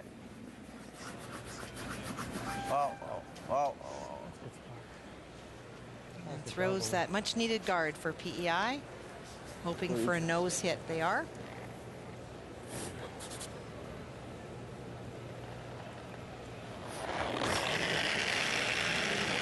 And now EJ's turn to try clean things up. Whoa.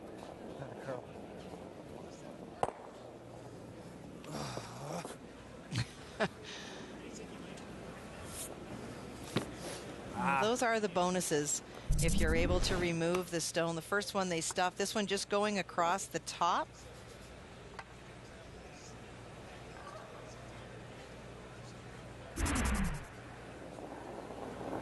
You try to make those, but the worst case scenario is that if this end continues to play out as it is, you're going to leave the 8-foot as the draw for your skip. And most skips here would take that in a minute if that's what they were told they would have to do to win. That's good. A little bit. That's okay. Well. Yeah.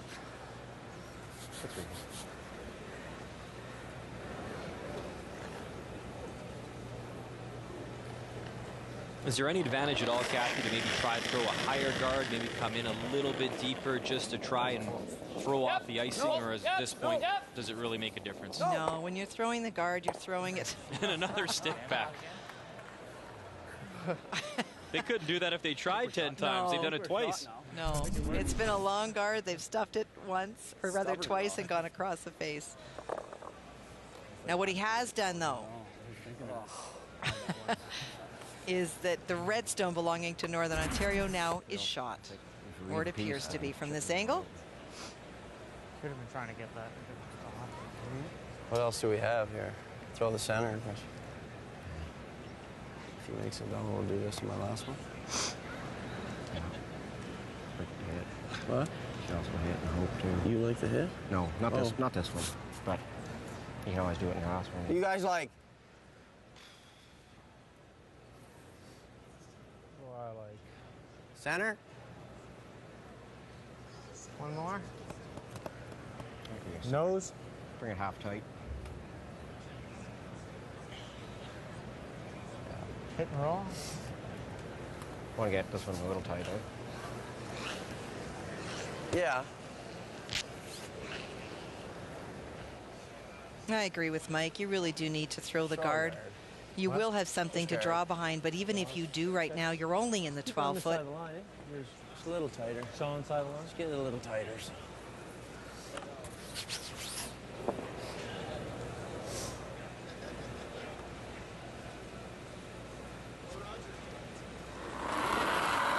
Mike Gaudet from the Charlottetown Curling Club.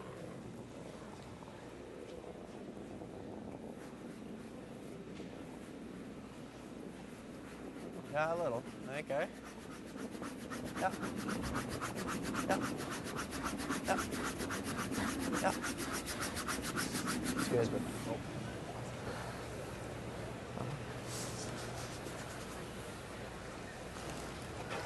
And now for Brad Jacobs, just make that yellow stone go away and give himself an opening with his final stone.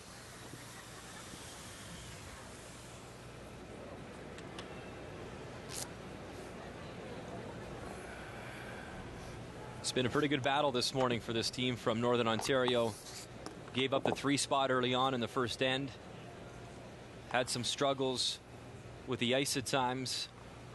I think if you really want to call it the TSN turning point, possibly that third end where he made a great run back. They ended up stealing one. Could have easily been one for PEI. Yep. Yes. There we go. And spills everything. What a wonderful shot. A perfect shot. Not bad. And now, nowhere to go for PEI. That's fantastic. They've been trying so hard to make the yellow go away, but watch the red. The red also goes out, and now you've left your opponent absolutely nothing to hide behind or in front. Fantastic shot. What do you want to put on the curly side? You like this side too? Just gotta remember. Gotta have it in the 8 foot though. I think. The thing is, you gotta remember. What are your thoughts? If he throws soft, you put it on the curly side. Put it up here then. Hey.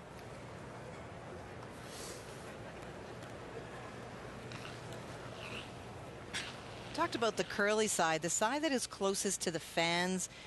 The right side, as we look at it right now, definitely has more movement this morning than the other side. And so they're electing to place the stone on that side, thinking that it is harder to remove. If Brad Jacob elects to hit.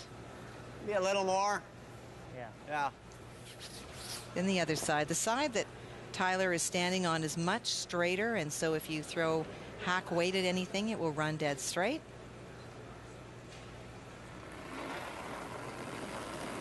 But really, Kathy, if this rock settles anywhere in the 8 foot, if you're Brad Jacobs, you're drawing anyways, are you not? Well, no, not necessarily. You may see Brad just place the stone down. If you throw hack weight, it runs pretty straight. He may choose to hit. If there were any other stones in play, he would make the draw for sure, you would expect. Take a look. I'll keep it going. White the 8. Yep. Now Tyler McKenzie out to help. So there it is. And he will elect to hit, I'm assuming. You bet. Not to give the broadcaster kiss of death, but would we ever played 12 ends before? I'm not even looking at you. Well, could happen. Oh, indeed it could. We have seen so many shots in this exact path, though, starting from the first end. Both skips through stones here. It does run straight. If you throw hack weight or anything less than regular, it will start to move. It's all in the release. Last night, Brad Jacobs needed extra ends against Newfoundland and Labrador. And now on this Sunday morning, final stone here at 11. Needs to hit and stick for the win. Bangs it on the lid, and there you go.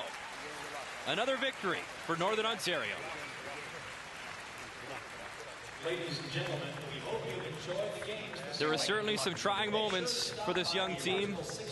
Out of the Sioux Curlers Association in Sault Ste. Marie. But another win for Brad Jacobs and company. As we look at the standings, the early story so far out of Nova Scotia.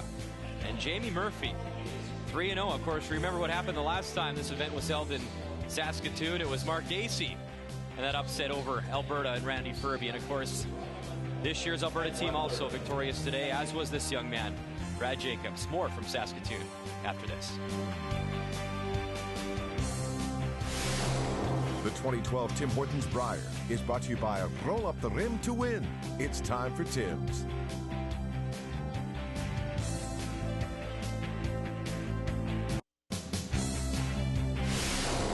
The 2012 Tim Hortons Brier is brought to you by World Financial Group. Proud to be a sponsor of the Season of Champions.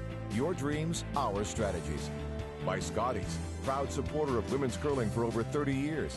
And by Capital One, what's in your wallet?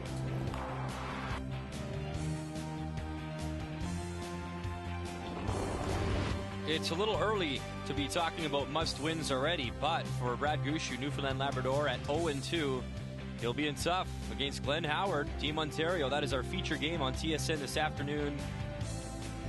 Right here on Canada's Sports Leader. You can watch that one at 2:30 p.m. Eastern Time. Another day of extra ends for Northern Ontario and another win as they come through against PEI. On behalf of Kathy Gaudet and myself and the entire crew here at TSN, thanks for tuning in. We'll be back to Saskatoon this afternoon for the Tim Hortons Brier.